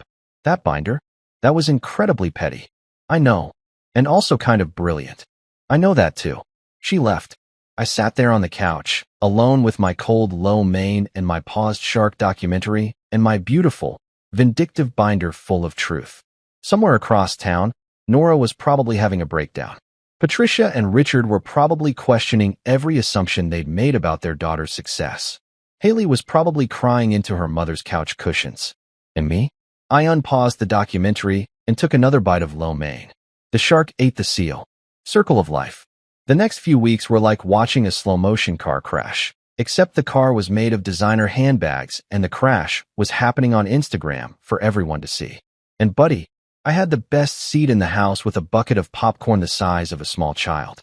Haley had been staying at her parents' house for 3 days when she finally came home. She looked exhausted, like she'd been through an emotional marathon where everyone loses. She found me in the kitchen making breakfast. Actual breakfast with eggs and bacon and toast, not my usual grab a granola bar and run routine. Smells good, she said quietly, setting her bag down by the door. Want some? Sure. We ate in silence for a few minutes, the kind of silence that's heavy with unspoken words, but not entirely uncomfortable. She pushed her eggs around her plate, took a bite of toast, and finally looked at me. Nora's in bad shape, she said. I figured. The bank is threatening foreclosure. She's behind on payments now, obviously, and she doesn't have the money to catch up. She tried to get a loan, but Haley trailed off, probably remembering that credit score situation that got us into this mess in the first place. But her credit score is somewhere between questionable and please, sir, can I have some money? I finished. She almost smiled. Almost. Something like that. What's she going to do? Haley shrugged, looking miserable. She's trying to sell the house. But the market is weird right now, and she owes more than it's worth because of the fees and penalties piling up.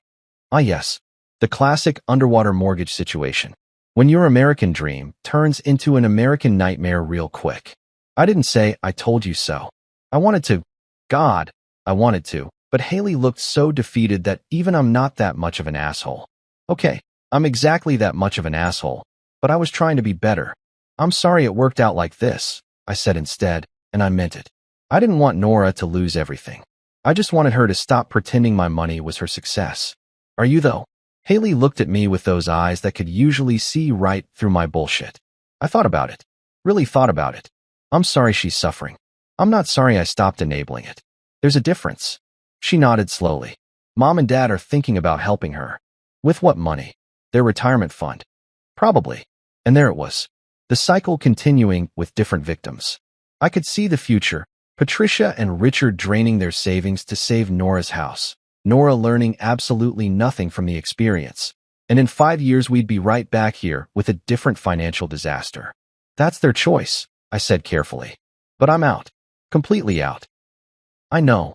Haley stood up, took her plate to the sink. I'm not asking you to help her again. I just wanted you to know what's happening. Over the next 2 weeks, I watched the Nora show unravel in real time through Instagram. It was fascinating in a morbid, can't look away kind of way. The content changed almost immediately. No more photos of luxury handbags or artfully arranged smoothie bowls in her kitchen. The aesthetic shifted from aspirational lifestyle to budget spiritual guru overnight. Day 3 post-revelation. A photo of a sunset with the caption, "Simplify your life."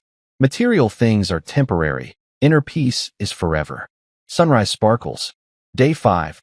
A quote graphic that said, "Money doesn't buy happiness, with approximately 14 crying emojis in the caption about learning what truly matters. Day 7.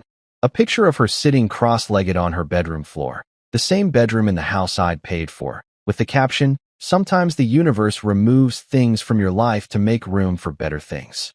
Surrendering to the flow. Folded hands. The universe didn't remove anything. I did. But sure, blame the cosmos. Sarah was obsessed with following the saga. She'd taken to calling it the Downfall Chronicles and would give me daily updates even though I could see it myself. She just posted about minimalism. Sarah announced one morning, showing me her phone screen. Minimalism. The girl who posted about her luxury lifestyle 2 weeks ago is suddenly Marie Kondo. Does the house spark joy though? I asked. Apparently not, since she's trying to sell it. The for sale sign went up on day 12. I know this because Nora posted about it with a caption about releasing attachments to material possessions and trusting the journey. She made it sound like a spiritual awakening instead of a financial disaster. The comments on her posts were hilarious. Her followers, all 3,000 of them, had no idea what was actually happening.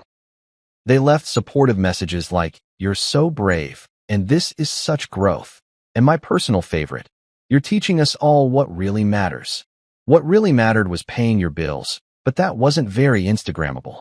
The house sat on the market for 3 weeks. 3 weeks of price drops and no offers. Turns out when you're desperate to sell, and everyone can smell it, buyers circle like sharks. The irony wasn't lost on me. I'd been watching that shark documentary when the family intervention happened. Life was just full of predators and prey. Marcus called me around week 4. We hadn't talked much since the binder incident. I think he was processing the fact that his little sister was a financial disaster and none of them had noticed. "Hey man," he said, sounding tired. "Just wanted to check in." "I'm good. How's everyone else?" "Honestly, it's a shit show. Mom and Dad are fighting about whether to bail Nora out. Mom wants to. Dad's finally putting his foot down about teaching her responsibility. Never thought I'd see the day." "Character development," I said. He laughed. It sounded genuine. "Dude, that binder was legendary. Jennifer and I can't stop talking about it. You kept receipts like you were building a legal case." I was building a legal case. The case of Leo versus reality. And reality won.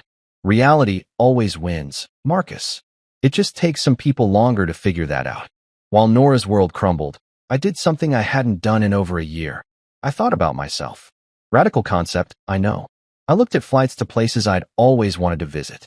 Costa Rica, Iceland, Japan, places where nobody knew about mortgages or influencers or family drama. I settled on Hawaii. 2 weeks in Maui, staying at a resort that had ocean views and those fancy infinity pools and a spa that probably cost more per hour than I used to spend on groceries for a week. The total cost? $6,000. That's 2. For mortgage payments in the old currency my brain still used. But in the new currency, the one where I wasn't funding someone else's delusion, it was just a vacation. A really nice vacation that I deserved after a year of financial martyrdom. I booked it. First-class flights because why not? If I was going to celebrate freedom, I was going to do it right. Haley noticed the confirmation email on our shared iPad. "You're going to Hawaii?" "Yup. 2 weeks. Leaving next month." "By yourself?" "Well, you're welcome to come if you want. But I'm going either way." She didn't say yes, but she didn't say no either. Progress, maybe. My revenge wasn't loud. It wasn't confrontational. It wasn't dramatic speeches or public callouts. It was just me, booking a first-class ticket to paradise, while the house of cards I'd been holding up finally collapsed. And honestly, the view from first class was going to be spectacular. 6 months later, I was standing in my new place, a modest 2-bedroom condo on the east side of town, holding a beer and watching the sunset through my window. Not the biggest place, not the fanciest. But here's the kicker, it was 100% mine. Every square foot paid for with money that I'd earned, saved, and spent on myself. Revolutionary concept, right? The mortgage was reasonable. The HOA didn't require blood sacrifices. The neighbors were quiet professionals who nodded hello and minded their own business. It was perfect in its simplicity, and I'd never been happier with less. Sarah had helped me move in, along with Marcus and Jennifer, and a couple guys from work who I'd bribed with pizza and beer. Haley hadn't come. We'd separated about 3 months after the great binder revelation, a mutual decision that felt more like relief than heartbreak. Turns out when your entire relationship is built on one person enabling and the other being enabled by proxy, removing that dynamic doesn't leave much foundation. She'd cried. I'd cried. We'd both agreed we wanted different things. She wanted family harmony at any cost. I wanted financial stability and basic honesty. These were, as the therapist we saw twice before giving up said, incompatible core values. The divorce was amicable and quick. No kids, assets were easy to split, and neither of us wanted to drag it out. She kept the furniture from our old place. I kept my dignity and my newly rebuilt savings account. Fair trade in my book.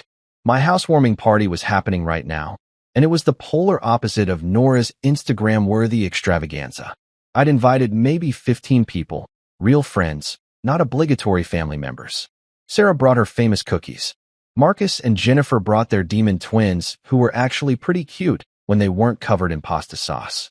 Frank from accounting showed up with expensive whiskey and stories about his brother-in-law, who'd finally paid him back for the truck incident. Turns out Nevada didn't work out. We had a grill going on my tiny balcony. The playlist was classic rock. The dress code was whatever you found clean. There were exactly 0 influencers, 0 designer handbags, and 0 people posting about manifesting their dreams. It was perfect. Nice place, Marcus said, appearing next to me with a burger. Cozy. That's realtor speak for small. No, I mean it. It feels like you. The other place always felt like, I don't know, a stage set or something. He was right. My old house with Haley had been decorated to impress. Lots of things that looked good but had no personality. This place had my books on the shelves, my art on the walls, my comfortable couch that Haley had always hated because it was too worn. This place felt like home. How's Nora doing? I asked, because I was human and curiosity is a powerful drug. Marcus snorted into his beer. Oh man, you're going to love this. She got a job. A real job? Like with a paycheck and everything? Yup. Marketing coordinator at some startup downtown. 9 to 5. Actual responsibilities, a boss who doesn't care about her follower count. He grinned. She complains about it constantly. Let me guess, complains about fake people? How did you know? Because the irony probably killed itself somewhere around day 3 and she didn't even notice. Jennifer joined us, holding one twin while the other ran circles around Sarah. She posted this whole thing about how corporate culture is toxic and people are so fake and everyone's obsessed with appearances. The lack of self-awareness is actually impressive. I laughed, a real, genuine laugh that felt good in my chest. That's beautiful. Truly beautiful. The house finally sold, by the way, Marcus added. At a loss. She barely broke even after all the fees and penalties. Did your parents end up helping her? Dad put his foot down. Said she needed to learn the hard way. Mom tried to slip her money anyway, but Dad caught her, and they had this huge fight. It was very dramatic. Very unlike them. Character development for everyone. I said. Oh. Jennifer's eyes lit up. And the best part, the new owners? They're using it as a rental property. So Nora's dream home is now someone else's investment. The cosmic justice of it all was almost too perfect.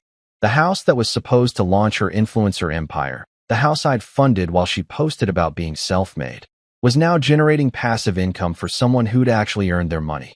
Poetry. My phone buzzed. I pulled it out and saw a name I hadn't seen in months. Patricia. Speak of the devil. I muttered, showing Marcus the screen. You going to answer? I thought about it. Thought about all those dinners where I'd been lectured about respect and family and obligation. Thought about being banned from a party I'd funded. Thought about a year of being invisible while everyone praised Nora's independence. I answered. Hello, Patricia. Leo. Her voice was different, softer, almost hesitant. Patricia was never hesitant. How are you? I'm great, actually. Having a little housewarming party at my new place. A pause. New place? Yeah, bought a condo a few months ago. Nothing fancy, but it's mine. That's wonderful. Leo, I was calling because, well, we miss you. The family misses you. Richard and I were talking, and we realized we may have been too hard on you about the Nora situation. There it was. The non-apology apology. We may have been too hard. Instead of, we were completely wrong. You miss me, or you miss my payments? I asked, keeping my voice light but pointed. Another pause. Longer this time. That's not fair. Isn't it though? Because for a year, Nobody missed me enough to ask how I was doing. Nobody missed me enough to wonder why I was stressed and eating PB&J every day. Nobody missed me until the money stopped flowing. Leo, Patricia, I appreciate the call. I really do. But I'm happy now. I'm at peace. I've got good friends, a place that's actually mine, and a life that isn't built on enabling someone else's fantasy. So thanks for checking in, but I'm good. I see. Her voice went cold again, the Patricia I knew. Well, if you change your mind. I won't. But hey, tell Nora congrats on the job. Corporate culture might be toxic, but at least it pays in actual money instead of exposure. I hung up before she could respond. Marcus was staring at me with something like awe. Dude. Too harsh. No. That was perfect. He raised his beer. To Leo, who finally learned to say no.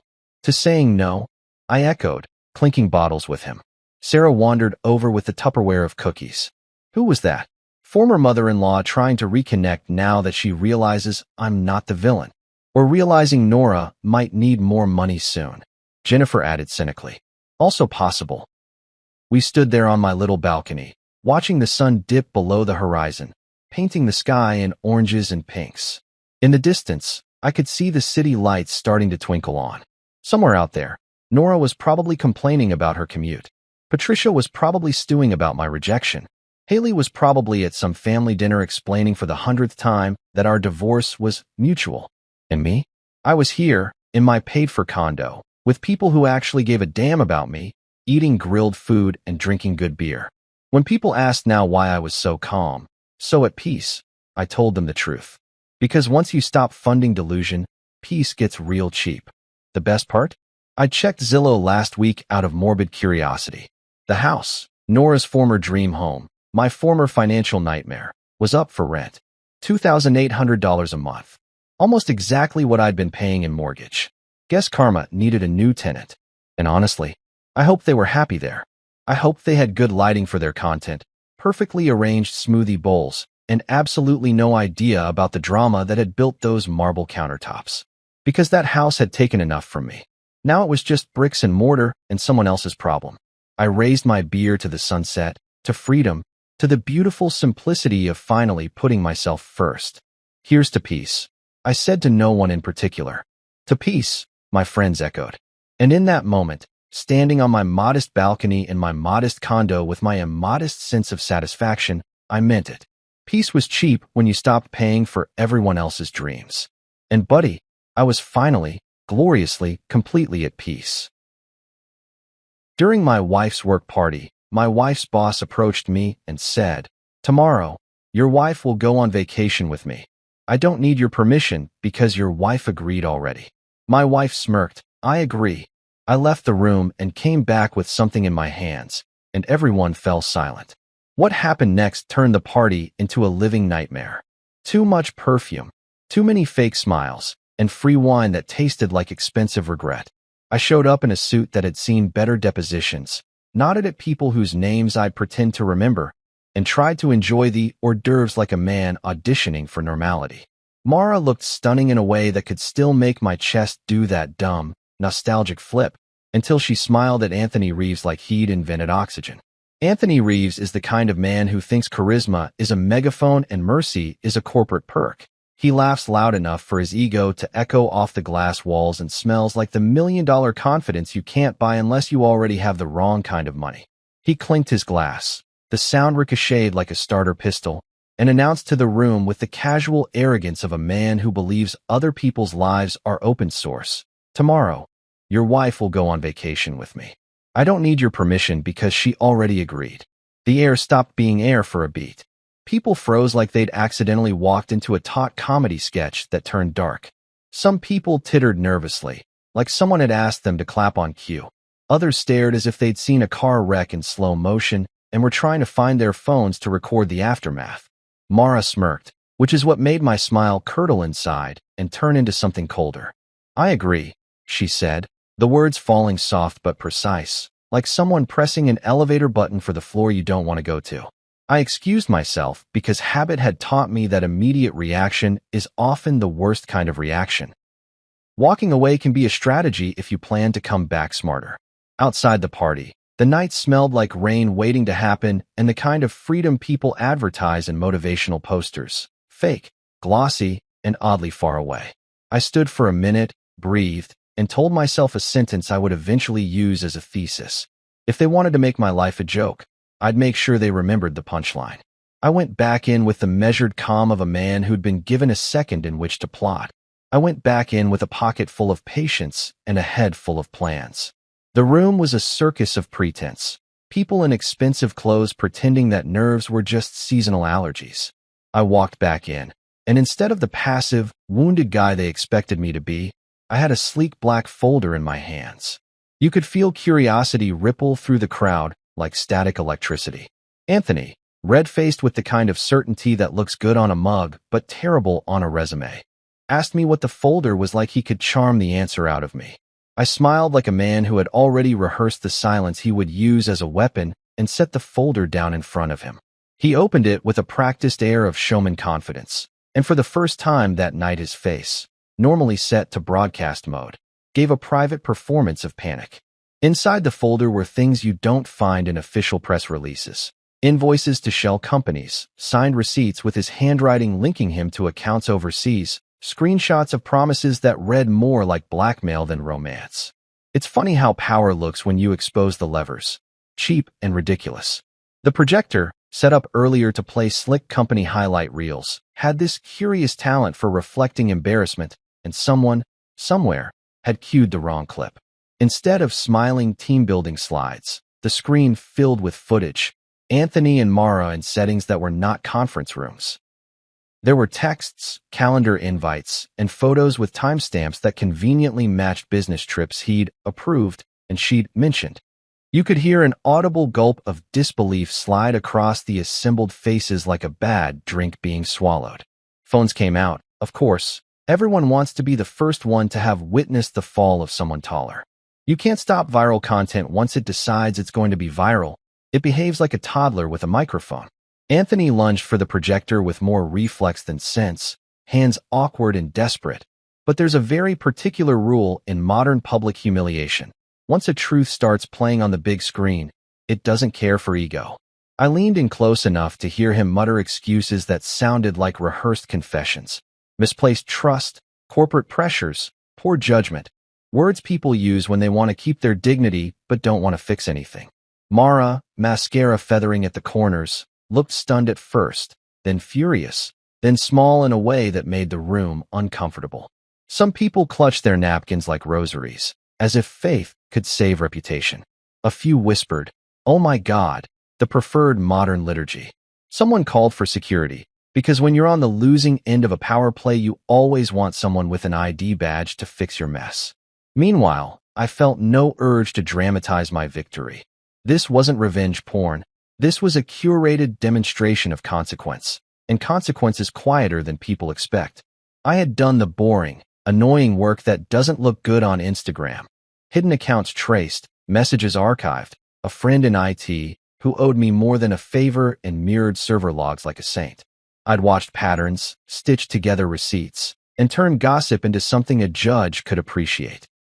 The board, who'd been clapping earlier at Anthony's so-called vision, now had their phones out, not to applaud, but to call for a board meeting and possibly legal counsel.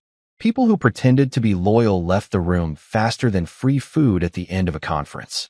Anthony's career deflated in stages. First disbelief, then rage, then the kind of pleading a reserve for toddlers and bad-forgotten pets. Mara tried to follow me out, mascara tracks marking the trail of someone who understood too late how thin apologies are in public. "Jonah, please," she said, the name sounding small, like a note someone squeezed through a slot. I handed her an envelope instead of a hug. Inside were papers I'd had drafted by a weary lawyer friend. Separation terms, logistics, a line so clear it looked like a horizon. No reconciliation. "You made your choice public," I told her, and it was true. There was no restoring privacy after this kind of exposure. People would later call me ruthless. Some would call me a legend. My favorite was when some intern tweeted a joke that went semi-viral calling me the guy who turned HR into TMZ. Months later, Anthony would lose his job, his house, and the myths he'd told himself were real. Mara would leave the city like a stain being removed from a shirt, visible from a distance, gone up close. I walked home that night with nothing but a calmer heartbeat and the peculiar, quiet glow of someone who had learned that silence isn't always surrender. Sometimes it's the sound of your plan loading.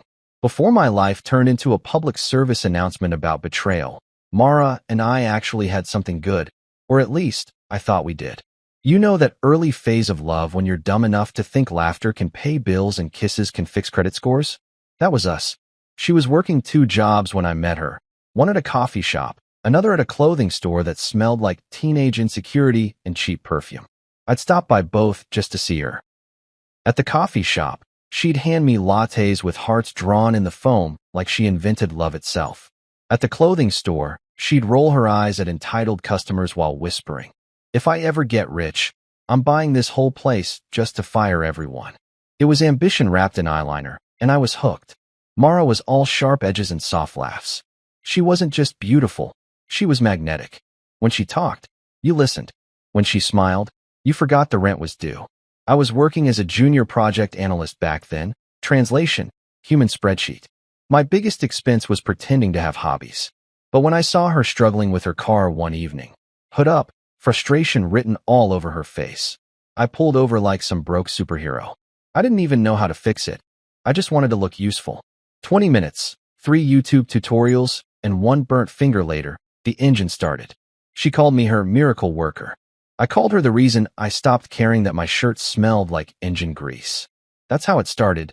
Simple, messy, kind of perfect. We dated through late-night study sessions, cheap diners, and moments that felt cinematic in the we can't afford real movies kind of way.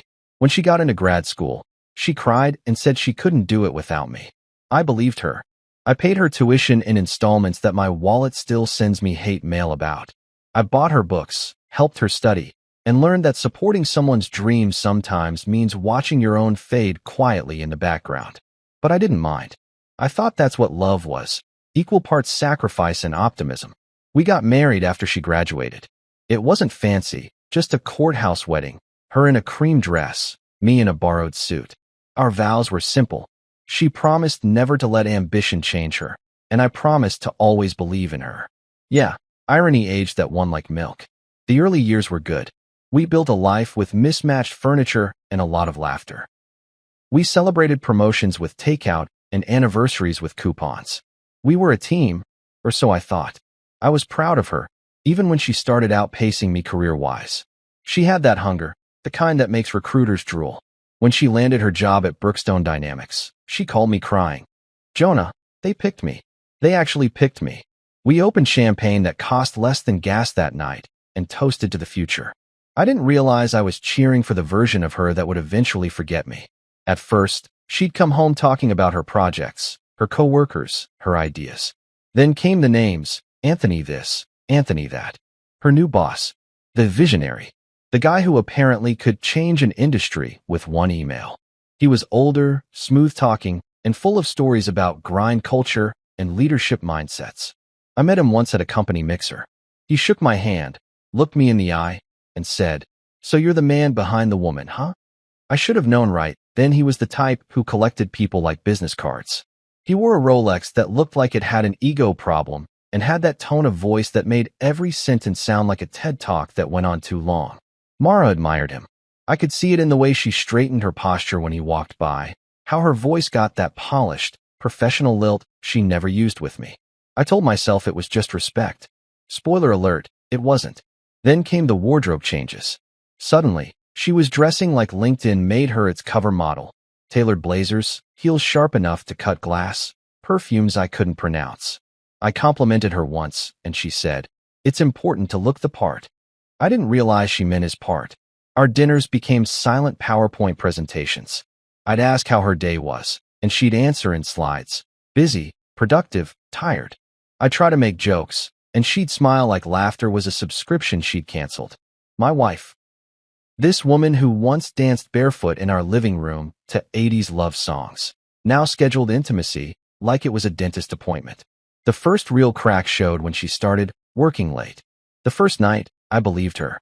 The second night, I sent her dinner via delivery app because I was trying to be thoughtful. The driver called me back and said, "Sir, no one with that name works here after 6." That was my first red flag, waving proudly while I ignored it like an idiot. When I brought it up, she laughed. "Jonah, don't be paranoid. We were at an off-site meeting." Right. Because every off-site meeting comes with lipstick stains on your blazer collar and texts that disappear faster than Snapchat ghosts. I told myself she was just stressed, that maybe the job had gotten to her, that maybe I wasn't being supportive enough. Love makes you soft. It turns warning signs into misunderstandings and betrayal into maybe I'm overreacting. I used to look at her and remember all the times we had each other's backs, all the times she swore she'd never be like her mom, who left her dad for a wealthier guy when things got hard. I remember her crying in my arms once, saying, "I'll never do to you what she did to him." And I believed her. God, I believed her. The shift wasn't sudden. It was gradual, like erosion. One day she stopped asking me how work was. Another day she forgot to call when she got home. Soon, I was just a background character in her career montage. We'd sit in the same room, but live in different worlds. She'd scroll through emails while I pretended not to notice. We'd go to bed and she'd face the other way. When I asked if something was wrong, she said, "You've changed." Classic projection move. I wanted to fight for us, but how do you fight for someone who's already decided the battle's not worth it? Then one night, she came home buzzing, glowing, even. "Anthony nominated me for the Leadership Summit in Cancun," she said, excitement dripping off her words. I congratulated her, trying not to choke on the irony that she'd just accepted an all-expense-paid tropical vacation with the man I'd started to suspect was her emotional, and maybe physical, vacation from me. "You're not mad, right?" she asked, reading my hesitation. "It's just professional." Professional? Sure. Nothing screams career growth like sharing margaritas under a moonlit sky with your married boss. I laughed. "Of course not," I said. "Have fun learning about leadership." She smiled, kissed my cheek, and said, "You're the best husband." I felt like the best fool. Over the next weeks, I tried to be chill, supportive, mature. You know, the 3 stages of denial. But every little thing started to itch. Her phone suddenly had a password. Her laughter when she texted became the kind of laugh that didn't belong to me anymore. She'd hum while getting ready for work, wearing perfume I'd never bought and clothes I'd never seen. Our bed started to smell faintly like her new world. Perfume, ambition, and betrayal. I told myself to trust her. But trust feels a lot like waiting for a lie to confess itself. One night, Lucas, my best friend since college, now a tech guy with a moral compass slightly south of legal, came over. He took one look at me and said, "You look like a man trying to solve an emotional murder without evidence." I laughed. Feels accurate. He nodded, grabbed a beer, and said, "Want me to help you get proof?" I told him no at first. I didn't want to be that guy, the paranoid husband digging for ghosts. But as Mara's absences grew and her explanations got thinner, the line between sanity and stupidity started to blur. Lucas shrugged. "Your call, man. But just remember, truth's like a bad roommate. You can ignore it, but it's not leaving." Back then, I wasn't ready for truth. I still clung to the version of her who fell asleep on my shoulder during Netflix nights, who once wrote me sticky notes that said, "You've got this," before big meetings. I kept replaying the highlight reel of us, hoping it would drown out the horror movie currently airing in my gut. I told myself, she's just stressed. It's just work. But deep down I knew. You always know. Love doesn't vanish. It mutates. It turns into politeness, into silence, into pretending that someone's smile doesn't hurt you anymore. If someone had told me then that Mara would one day look me in the eye and say, "I agree," when another man joked about taking her on vacation, I'd have laughed in disbelief. But here's the thing about disbelief. It's just belief with bad timing. I wasn't ready to see her as the person she was becoming. I was still in love with the woman I met at the coffee shop, the one who smelled like vanilla creamer and ambition, who once told me, "You make me feel safe." I didn't realize I'd built a fortress around someone who was already digging a tunnel out. Looking back, the warning signs weren't subtle. They were fireworks. But I was too busy covering my ears, pretending the noise was music. Maybe love makes fools of us all. Or maybe it just hands you the rope and lets you tie your own noose. Either way, that's when I learned something that would guide every decision after. Love without respect isn't love, it's worship. And worship always ends with a fall. That night, after she went to bed, I sat on the couch with the lights off, scrolling through old photos on my phone. Our wedding, our road trips, her graduation. I stared at her smile and thought, where did you go? But the truth is, she didn't disappear overnight. She just stopped coming home emotionally long before she stopped coming home physically. I just didn't notice until it was too late. The slow unraveling disguised as success. Mara was moving up, and I was watching from the sidelines, clapping like an idiot at my own replacement. You know how people say hindsight is 20/20? Yeah, mine came with surround sound and a strong smell of betrayal in designer perfume. Looking back, the signs weren't subtle. They were basically waving neon lights and yelling, "Hey Jonah, you're married to a walking red flag." But love makes you allergic to logic. It starts small: missed dinners, new passwords, more time at the office. At first, I didn't question it.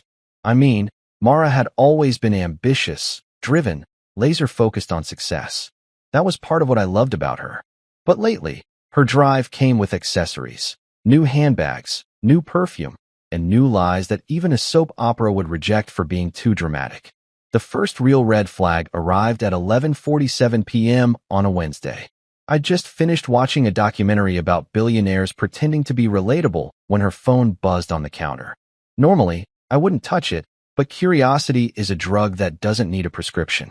The screen lit up with a name I recognized: Anthony Reeves. The message said, "Still thinking about that laugh? You make stress worth it." My stomach dropped like it had been pushed down a corporate elevator shaft. I stared at that message for a full 30 seconds, hoping it would turn into something innocent like, "You left your USB in the printer." Spoiler, it didn't.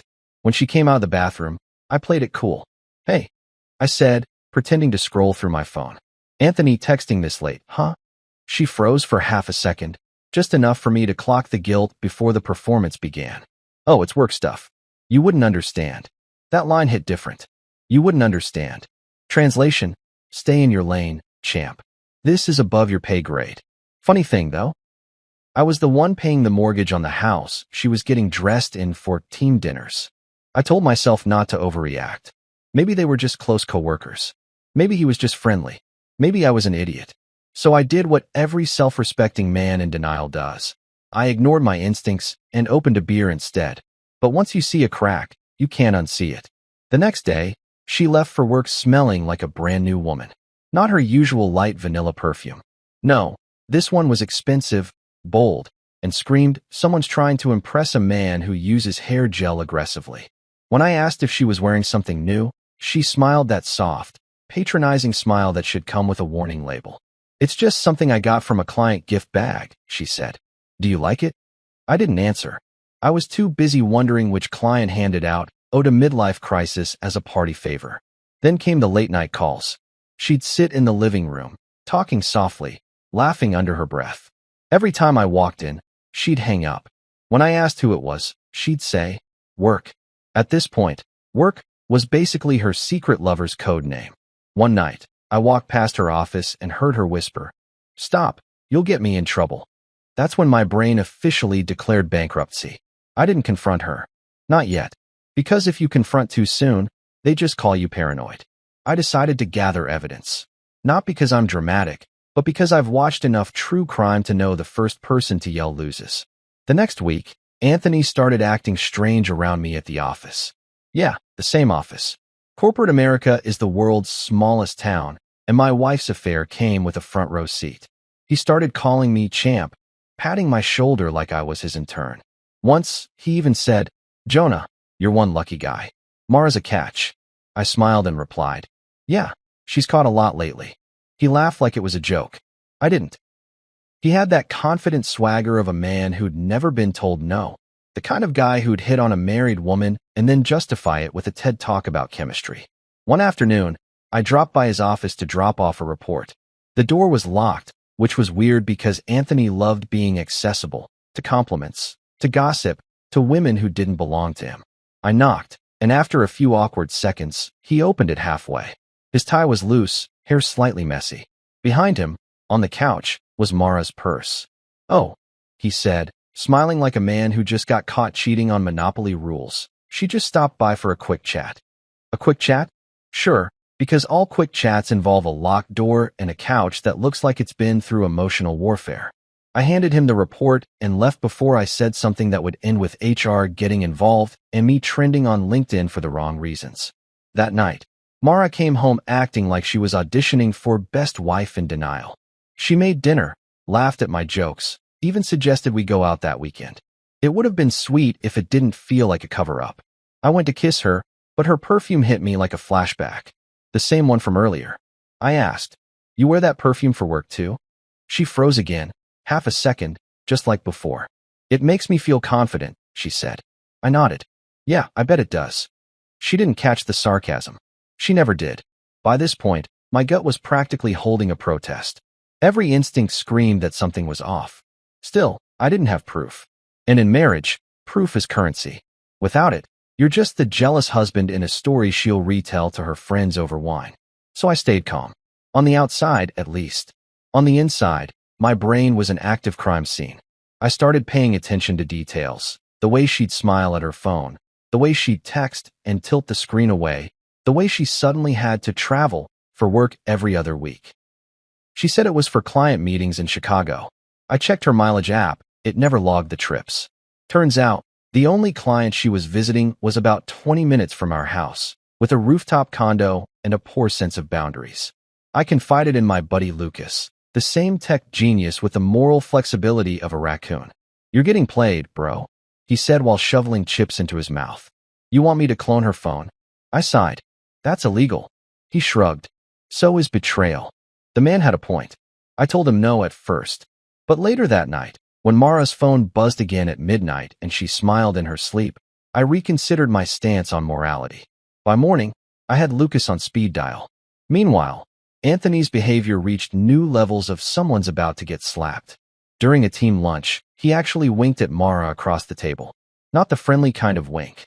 The kind that says, "We've broken several HR laws together." My fork stopped midair. The room felt heavy with unspoken gossip. I excused myself before I threw something that would get me arrested. As I walked past the restroom, I heard two coworkers whispering. "You think his wife and Anthony?" one said. The other replied, "Please, everyone knows." That was the punchline of my life. The only person who didn't know was the guy paying for her phone plan. That night, Mara came home late again, smelling like champagne and guilt. "Big client dinner," she said. "It went amazing." I looked at her heels, scuffed, not from walking, but from being tangled. I didn't ask. I just smiled, poured myself a drink, and said, "Glad you're winning, babe." She kissed my cheek, then went to shower. I sat on the couch, swirling the glass, watching the bubbles disappear. That's when it hit me. Love had turned into performance art. She was acting. I was pretending. And we both deserved Oscars for the way we faked normal. Over the next week, I started collecting small clues like a broke detective. Receipts from restaurants we never went to. Credit card charges labeled events. The scent of cologne that wasn't mine clinging to her clothes. I even found a strand of blonde hair on her blazer one morning. Anthony's assistance, maybe? Or maybe I was just going insane. Every lie she told came wrapped in sincerity. "You're imagining things. You've been so distant lately. We need to communicate better." Oh, the irony. She was giving me marriage advice while probably booking hotel rooms under fake names. The breaking point came one Saturday. I woke up early and made breakfast, hoping to surprise her. Pancakes, bacon, coffee, the whole thing. But her phone buzzed again, face up on the counter, and there it was. "Can't wait to see you tonight. Same place. Where that perfume I like." I stared at that message until my vision blurred. I didn't even need to guess who it was from. Anthony Reeves, the man who probably practiced his smirk in the mirror every morning. I put the phone down carefully, like it was a grenade with feelings, and took a deep breath. When she walked into the kitchen, I smiled like everything was fine. "Morning," I said. "Breakfast's ready." She smiled back, unaware she was eating her last peaceful meal under my roof. As she bit into her pancakes, she asked, "What's in these?" I said, "Oh, just honesty and a hint of sarcasm." She laughed, thinking it was a joke. It wasn't. That was the day I stopped guessing and started planning. Love might make you blind, but betrayal gives you 20/20 vision. I wasn't going to confront her yet. Not until I had everything. Proof, leverage, and maybe a little poetic justice. Because when people treat your life like a game, You don't flip the board. You learn the rules, and then you change them. By the time she left that night for her team event, I was already 2 steps ahead. Lucas was on standby, my suspicions were now data-driven, and my patience had expired. What Mara didn't know was that her phone, her secrets, and her perfume all had expiration dates, and I was about to collect the refund. They say the truth sets you free. What they don't mention is that first it punches you in the gut, steals your breath, and makes you question if you've been living in a sitcom written by your enemies. The morning I finally woke up didn't start with fireworks or confrontation. It started with the sound of laughter, the wrong kind. You know that soft, intimate laughter people save for moments when they think no one's listening? Yeah, that one. I'd left for work early that Friday, but fate, or maybe karma with a sense of humor, decided my 8 a.m. meeting got canceled. So I turned around, stopped by the house to grab my laptop charger, and walked straight into a live episode of So, My Wife's a Liar. The first thing I noticed when I opened the front door wasn't her. It was his watch, Anthony's obnoxious gold-plated watch, sitting on the kitchen counter like a shiny confession. It was the same watch he loved flashing in meetings, the one he claimed was a symbol of perseverance. Funny, I didn't realize perseverance came in 24-karat betrayal. I froze for a second. The house smelled like coffee and betrayal in equal parts. I heard them in the kitchen, laughing, whispering, low voices that had no business existing in my home. When I walked in, they both froze.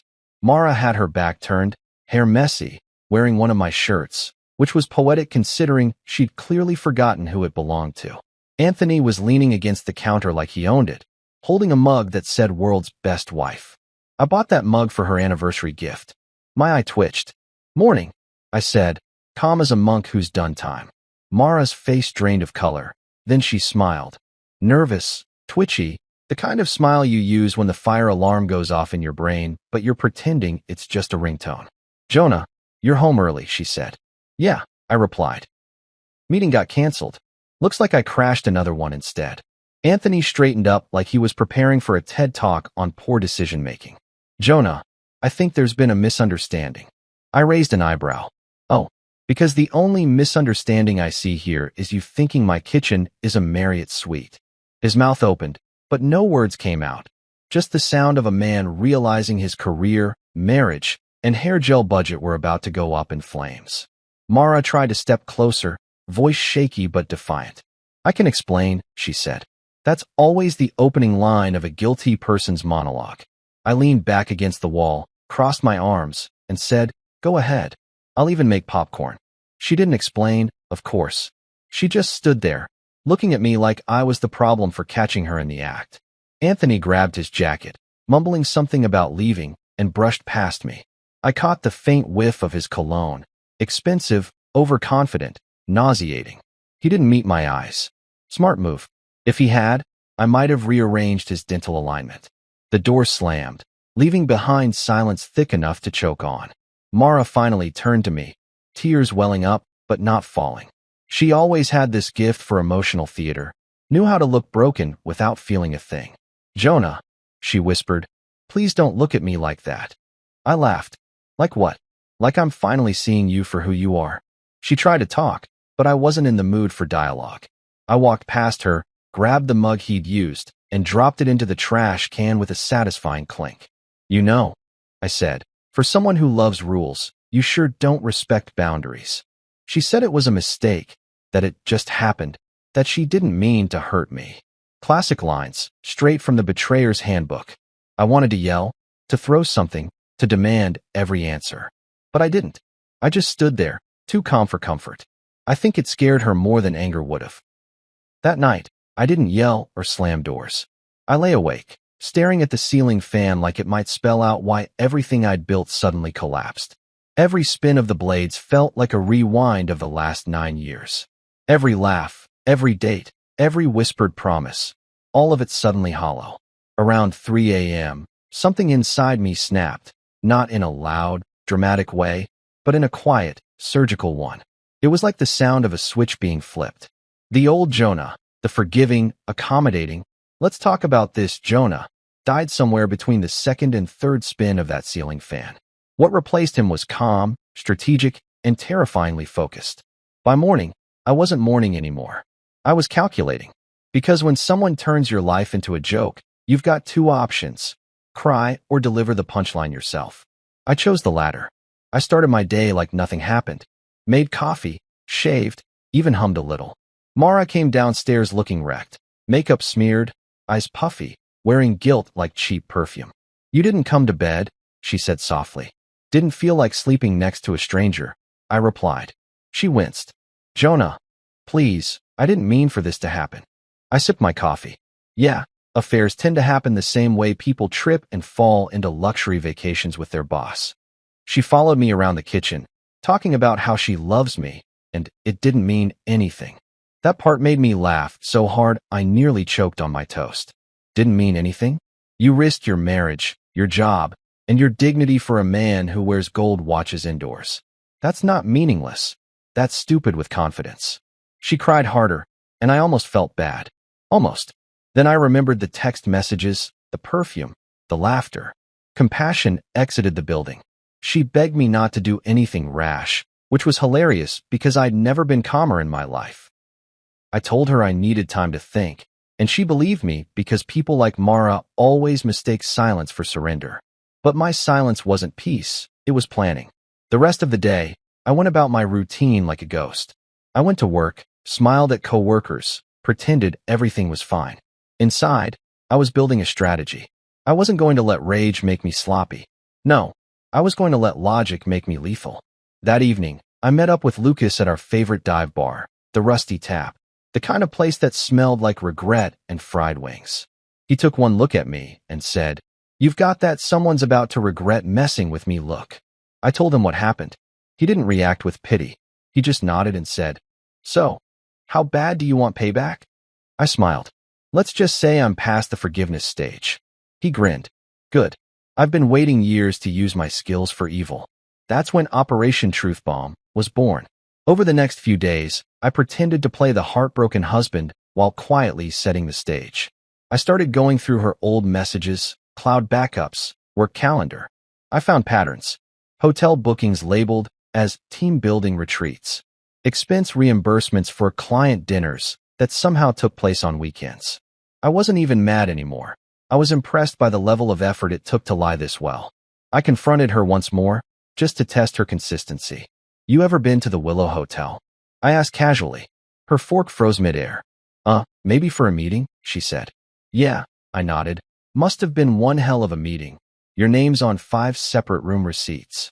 The look on her face was pure panic, and for a second, I felt satisfaction. Not revenge yet, just a preview. She tried to flip it on me, accusing me of spying, not trusting her, and my personal favorite, making her feel unsafe. The mental gymnastics were Olympic level. I told her she'd earned her gold medal in gaslighting. She ran upstairs crying, slamming the door. I stayed downstairs, calm, collected, and pouring myself another drink. Every sip tasted like resolve. That night, I slept on the couch, phone in hand, planning my next move. I wasn't leaving the house, not yet. I wanted her comfortable, unsuspecting, thinking she still had control. People reveal more when they think they've already won. By Sunday, she was back to her routine, texting, dressing up, working late. I kissed her on the cheek before she left and said, "Don't work too hard." She smiled, clueless, and drove away in the car I paid for, heading straight toward her downfall. After she left, I called Lucas. "It's time," I said. He didn't even ask what I meant. "You want the cameras or the phone clone first?" he asked. "Both," I said, and I want it done right. Because if I was going to expose them, I wasn't going to do it with petty rumors. I was going to do it with receipts so clean the FBI would slow clap. As I sat in that quiet house, surrounded by the ghosts of a marriage I no longer recognized, something surprising happened. I didn't feel broken. I felt awake. The kind of awake that makes you notice details you used to overlook. The chipped corner on the counter she swore she'd fix. The framed photo from our honeymoon, where she smiled at the camera, but her eyes were already somewhere else. The faint smell of Anthony's cologne lingering like a bad memory. For the first time, I saw everything clearly. Love hadn't blinded me. It had tranquilized me. And I was finally sober. By the time she got home that night, I was ready. I smiled, asked about her day, played the part of the clueless husband.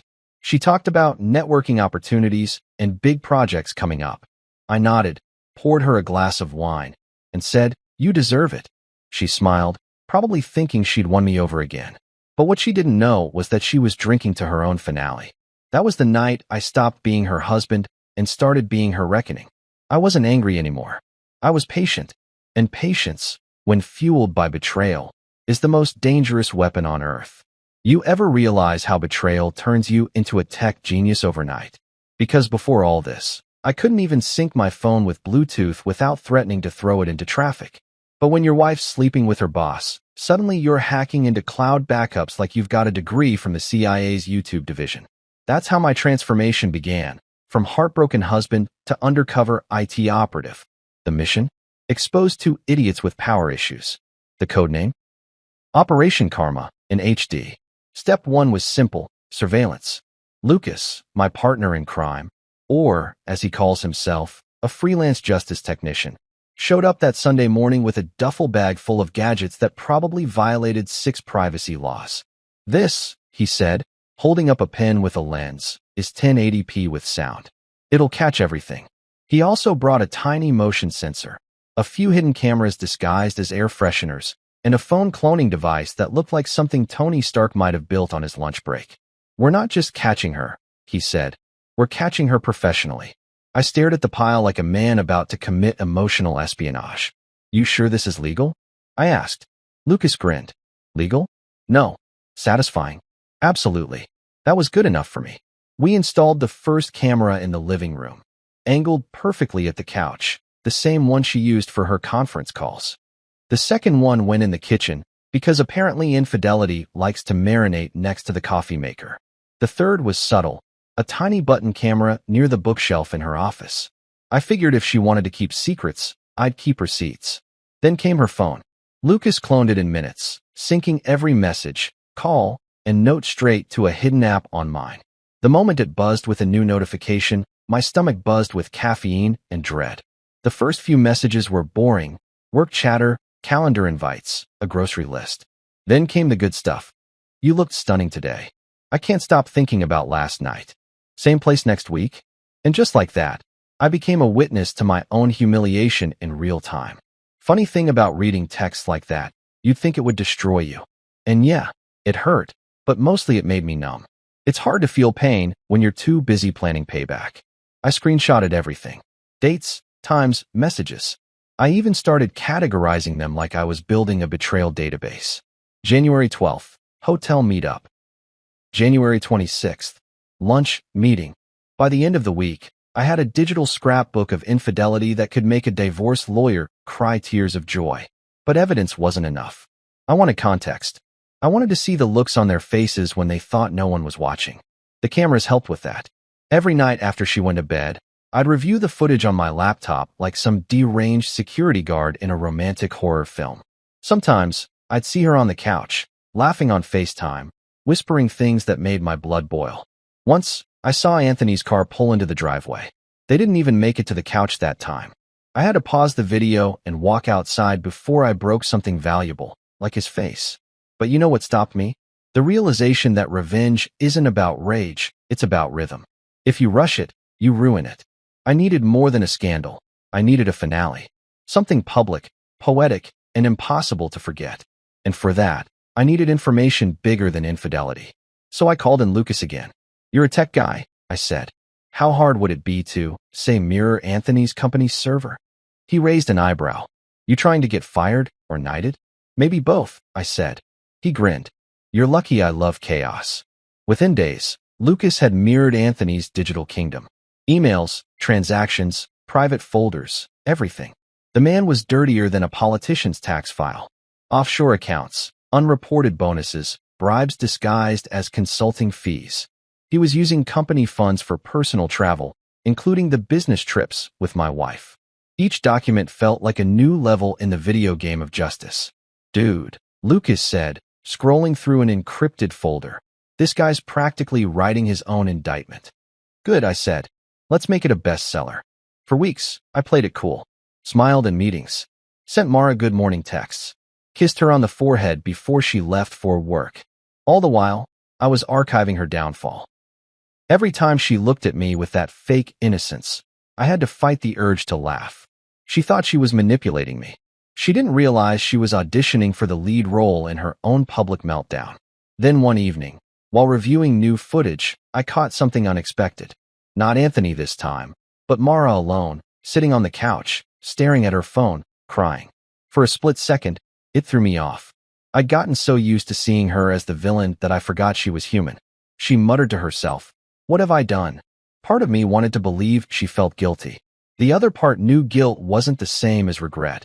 It was just fear of getting caught. And trust me, getting caught was coming.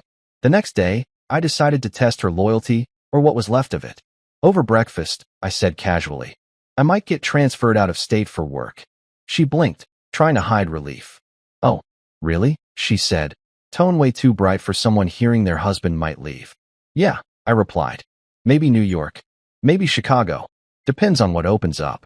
She smiled, actually smiled, and said, "That could be good for you." That was it. No hesitation. No, "I'll miss you." No, "What about us?" Just an invisible shove toward the door. That's when I knew she was done pretending. That night, I texted Lucas, "We're moving to Phase 3. Phase 3 was what I called the insurance plan. It wasn't just about revenge anymore. It was about protection. I started meeting with a divorce attorney, a calm, sharp woman named Sharon Wells who handled high-profile breakups with surgical precision. When I showed her the evidence, she looked at me like she'd just seen a Picasso painting of destruction. "Jonah," she said, flipping through screenshots, "this isn't a case. It's an exhibit." She explained how we'd freeze assets, file quietly, and let the storm hit them before they even knew the forecast. "By the time they realize what's happening," she said, "you'll already be in the clear." I liked her immediately. Meanwhile, at home, Mara was still performing her version of domestic bliss. Cooking dinners, asking about my day, even suggesting a weekend getaway. I smiled and nodded, all while knowing I'd soon be the one taking a trip away from her entire illusion.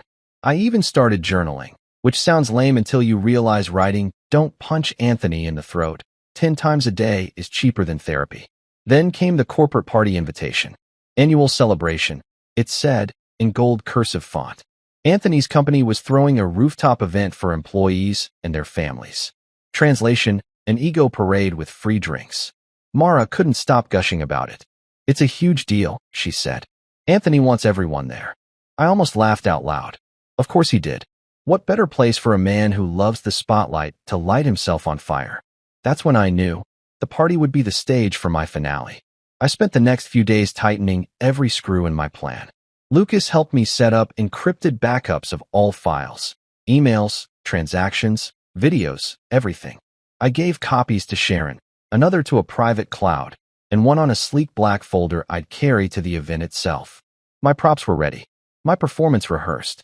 The only thing left was the timing. Because if I'd learned anything from this mess, it's that revenge, like comedy, is all about timing. A day before the party, Mara came home early, humming to herself, twirling her hair like life was perfect. She hugged me from behind and said, "You've been quiet lately." I smiled, finishing my coffee. "Just tired," I said. "Long week." She kissed my cheek, oblivious to the fact that she was hugging her biggest mistake. She went upstairs, phone buzzing with another text from AR. I didn't even need to look. I knew what it said.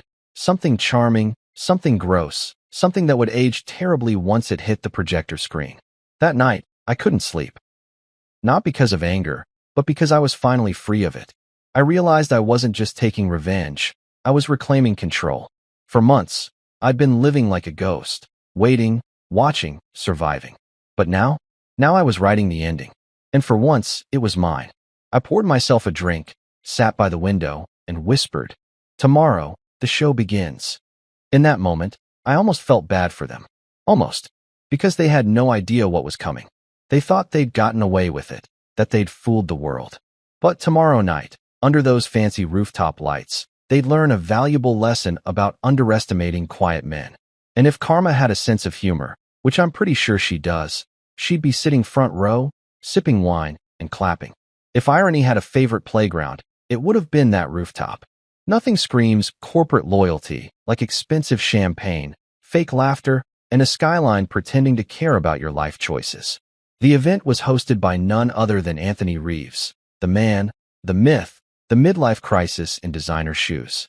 He'd rented out the top floor of the Bluestone Hotel, complete with a live jazz band, overpriced catering, and waiters who looked like they regretted every career decision that led them there. It was supposed to be the company's annual celebration. To me, it was opening night for my favorite performance, Poetic Justice. Encrypted files uploaded, emails sent on delay, and a projector cue ready for my big moment. The rooftop was wired for disaster, and I had front row seats. The party started like all these pretentious soirees do, with bad speeches and people pretending to enjoy the CEO's jokes. The company's board members stood in a row, smiling like mannequins, while Anthony strutted across the stage like a motivational speaker on caffeine. Tonight, he declared, we celebrate loyalty, hard work, and integrity. The irony was so thick you could spread it on toast. I took a slow sip of my drink, trying not to choke on the hypocrisy. Beside me, Mara clapped, her perfect nails glinting under the lights, probably unaware that this was her last public applause. Anthony's speech was a masterpiece of nonsense. He thanked his incredible team, bragged about breaking records, and sprinkled in buzzwords like synergy and vision. I half expected him to pull out a PowerPoint labeled How to Betray Everyone and still get a bonus. The crowd loved it, though. People will cheer for anything if there's free alcohol involved. Then, halfway through, he dropped the line that turned the party into history. Before we wrap up, he said, smiling directly at me, I want to make a special announcement. Tomorrow, one of our most dedicated employees will be joining me on a private vacation, an all-expenses-paid reward for excellence. The crowd oot like they were watching reality TV. He looked at Mara and extended a hand. If she agrees, of course. That smug grin on his face could have powered the whole building. Mara hesitated just long enough to look guilty, then flipped her hair and said, I agree. The crowd laughed, some out of awkwardness, others because they didn't know what else to do. And me? I didn't laugh. I just stood up slowly, straightened my jacket, and said, well, that's one way to announce a scandal. Every eye in the room turned to me. Mara froze, Anthony blinked, and the band stopped mid-note. The silence was delicious. I walked out without another word, leaving behind whispers that grew like wildfire. Was that his wife? Did he just? Oh my God. The city lights glared down as I crossed the rooftop's edge toward the stairwell, pretending to need air. Truth was, I was letting suspense marinate. The best reveals need silence before the storm. 5 minutes later, I came back, with my black folder tucked under my arm. The same folder that held Anthony's financial skeletons, love notes, and crimes wrapped in legalese. When I re-entered, the crowd was buzzing. Anthony tried to laugh it off, raising his glass like a man who thought confidence could erase evidence. Folks, let's not make drama where there isn't any. It's just a joke, he said. We're all family here. Then you won't mind opening this in front of your family, I said, placing the folder on the table in front of him. The room fell quiet again. He stared at it, confused, and I gestured politely. Go ahead, boss. You like making announcements, right? Here's one you missed. He opened it. The moment his eyes hit the documents, I saw it, the flicker of panic. His smirk collapsed. His fingers trembled slightly as he flipped through page after page of bank statements, falsified invoices, and wire transfers to accounts in the Cayman Islands. A couple of board members leaned forward to read. One of them muttered, Is this real? Oh, it's real, I said. And just in case anyone doubts it, those same files have been sent to the board and federal investigators. I thought I'd help speed up tomorrow's headlines. Anthony looked up, pale as printer paper. You don't know what you're doing, he said, voice cracking. Oh, I do, I replied. You made this personal. I'm just making it public. The crowd began murmuring again. Phones came out. Cameras clicked. Mara stepped forward, her voice trembling.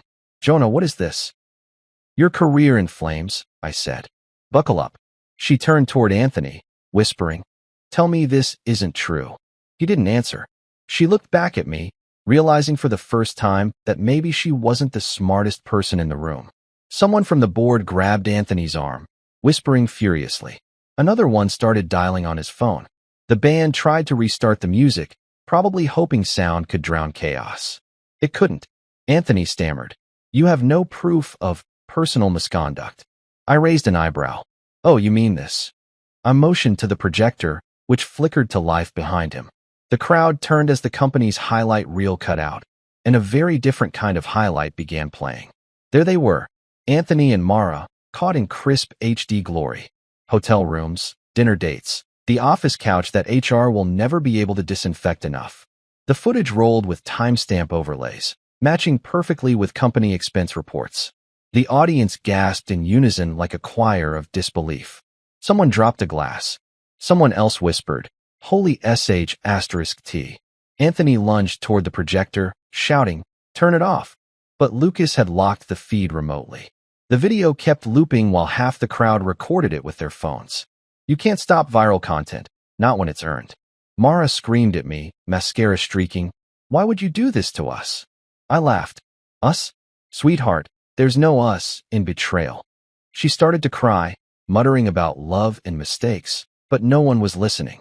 They were too busy watching the emperor lose his clothes, figuratively and literally. Anthony's PR manager fainted. His assistant ran to call security. I just stood there, hands in my pockets, calm as a saint in a scandal. When Anthony finally reached the power cord and yanked it out, it was already too late. The damage was global. I'd sent the same footage to the company's official social media account 15 minutes earlier on a scheduled post. By now, the internet had receipts. Security showed up, but they didn't know who to escort out. Anthony for fraud, Mara for humiliation, or me for grand entertainment. The board president stepped forward, shaking his head. "Anthony," he said, "we'll be in touch. Don't leave town." Translation: "Your career's over, and we'll take it from here." Anthony glared at me, jaw tight, but all that arrogance had melted. "You think you've won?" he hissed. I smiled. "Oh, I don't think I know." Then I turned to the crowd. "You wanted a show about loyalty? Well, you just got the finale." I started to walk out again, ignoring Mara's sobs and the whispers following behind. The elevator ride down felt like an exorcism. As the doors closed, I caught a glimpse of her, kneeling on the floor in her red dress, surrounded by people filming, her life collapsing in real time. For a split second, I almost felt pity. But pity's a luxury for the innocent, and she'd spent hers on hotel reservations. When I reached the lobby, Lucas was waiting outside, leaning against his car with a grin. "So," he said, "how'd the circus go?" I handed him the now empty folder. "Standing ovation," I said. He laughed. "Man, you are terrifyingly calm." "That's the secret," I replied. "They never see calm coming." We drove off, the city lights fading behind us, and I finally exhaled for the first time in months. The music from the rooftop still echoed faintly through the air, jazz mixed with chaos. As we hit the highway, Lucas looked at me and said, "You realize you just made enemies with people who own private jets, right?" I nodded. "Yeah, but they don't own the truth." "I do." We laughed, the kind of laugh that comes after victory and exhaustion shake hands. By the time I got home, I wasn't angry anymore. Just empty, clean, done. The house was quiet, peaceful in a way it hadn't been in years. I poured a drink, toasted the silence, and whispered, "To endings." Because that night wasn't just about revenge. It was about balance. And for the first time in a long time, everything felt balanced. You know that calm moment right before a storm, when the air feels too still, and even nature pauses like it's holding its breath? That was the rooftop right after I walked back in with the black folder. The jazz band had stopped pretending to care, the waiters froze mid-pour, and the crowd, hundreds of expensively dressed hypocrites, watched like I'd brought a live grenade to a baby shower. In a way, I had. That folder wasn't just paper. It was the collected karma of two people who'd spent months rehearsing deceit like a Broadway number. And tonight, I was the director calling for their final bow. I could feel their eyes. Mara's confused, Anthony's wary, everyone else is hungry for drama, because nothing spices up a corporate event like a potential scandal. I placed the folder on the nearest table, right in front of Anthony. The sound it made was soft but final, like a gavel hitting judgment. "Mind opening that, boss?" I said with the politest smile I could muster. I called him boss not because he was mine, God no, but because the sarcasm hit better when the title stung. Anthony hesitated, his smile twitching the way liars' smiles do when they realize the punchline might be about them. He reached out, fingers trembling slightly, and flipped the folder open. His face drained faster than champagne at a free bar. Inside were copies of his offshore transfers, shell company filings, kickbacks, and expense reports labeled consulting retreats that were really hotel receipts with timestamps matching Mara's business trips. My favorite page, though? The wire to a Cayman account under the alias Reeves Consulting Limited, which would have been clever if he hadn't signed it himself. I'd included sticky notes with sarcastic labels too, because if I was going to ruin a man, I was at least going to do it with personality. One note said, "Nice try, Bond." Another, "Tax season's gonna hit different." The crowd's confusion turned into a collective murmur. People craned their necks, whispering like churchgoers discovering their pastor had a Tinder profile. One of the board members, a man named Harold with a face permanently stuck in judgment mode, leaned in and said, "Anthony, what is this?" Anthony tried to speak, but all that came out was, "This is fake. This is all fake." "Sure," I said, sipping my drink, "and I'm the Pope. You want to check the emails tied to those transactions? Or should I just let the board finish reading?" Mara, bless her delusional heart, reached for the folder like she could snatch the truth away. "Jonah, what is this?" she asked, eyes wide, mascara trembling on the brink of collapse. "Your career in flames," I said casually. "Buckle up." That line had been sitting in my head for days, waiting for its big debut. It landed perfectly. Half the room gasped. The other half pretended not to smirk.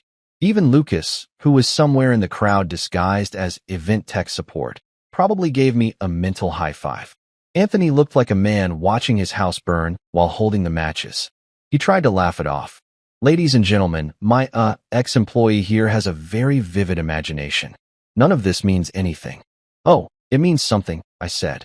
"It means you've been stealing from your own company while also sleeping with my wife. Though frankly, the embezzlement part offends me more. At least with Mara, I knew she had bad taste." The room collectively inhaled. Someone in the back muttered, "Oh damn." It echoed perfectly. Anthony's mask cracked.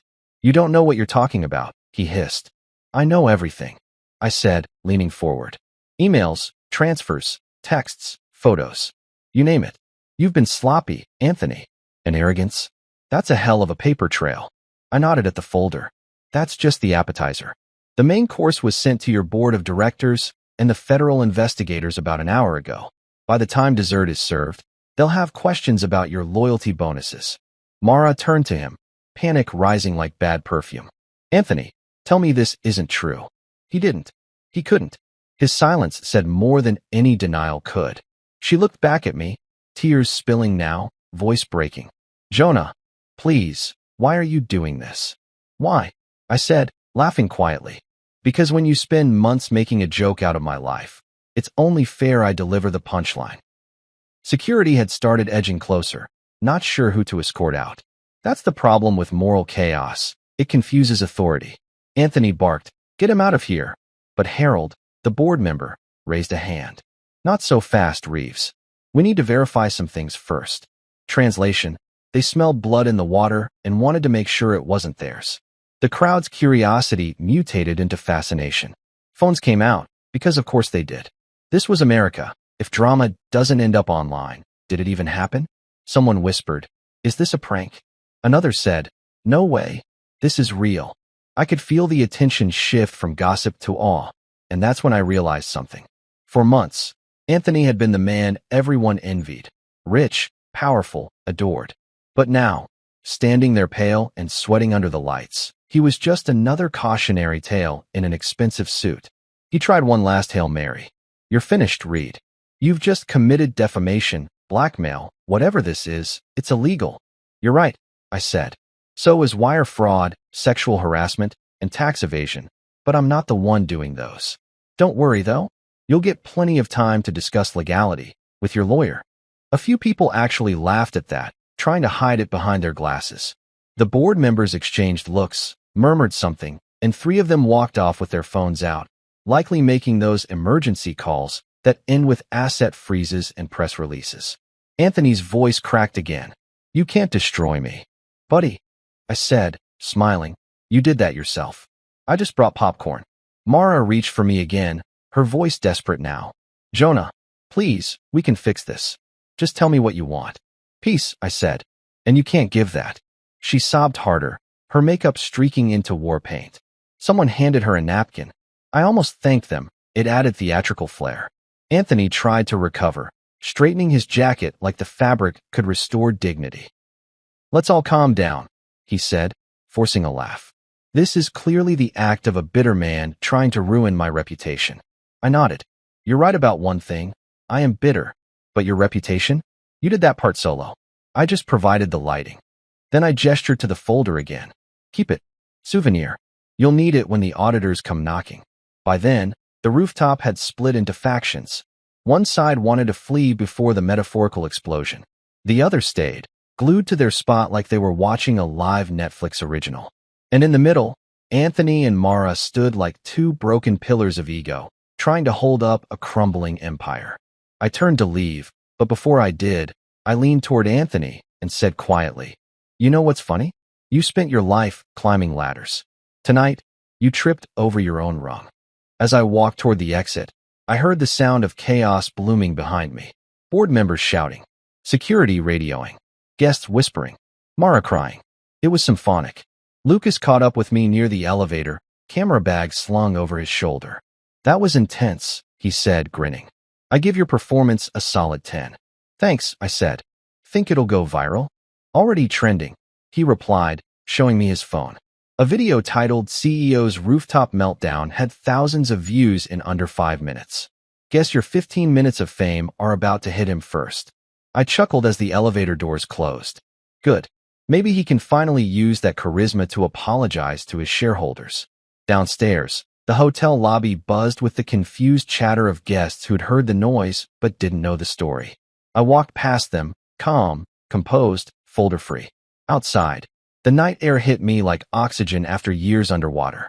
Lucas exhaled beside me. "You good?" he asked. I nodded. "Better than I've been in months." "You think they'll come after you?" "Maybe," I said. "But that's the thing about truth. It doesn't scare easy." We got into his car, the city lights bouncing off the windshield like confetti. As we drove away, I looked at the skyline, the same one Anthony used to brag about owning pieces of through his developments. Now it looked like it was watching him burn. For the first time, I didn't feel anger. Just closure. The kind that doesn't scream, doesn't gloat, it just exhales. When I got home, the house felt different. Lighter. Like the walls had been holding their breath too. I poured a drink, turned on some old blues, and sank into the couch. My phone buzzed nonstop. Texts from coworkers, journalists, even my boss. Most said variations of "holy crap, is it true?" I didn't answer. I just stared at the screen until it dimmed and said quietly, "Yeah, it's true." A few hours later, an email notification popped up from an unknown sender. The subject line, "You win." I opened it. It was Anthony. The message was short, "Enjoy your moment. It won't last." I laughed. "Buddy," I said to the screen, "I don't need it to last. I just need you to remember it." I turned off my phone, finished my drink, and leaned back. The folder of doom had done its job. And the best part? I didn't have to lift another finger. The rest would unravel on its own. Because truth, once released, doesn't need maintenance. It just does what it does, destroys everything fake it touches. That night, I finally slept. Not because the pain was gone, but because the noise was. And silence, after betrayal, is the sweetest sound in the world. If there's one thing I've learned about truth, it's that it never knocks politely. It kicks the damn door in, uninvited, wearing muddy boots, and makes itself comfortable in front of everyone who thought they were safe.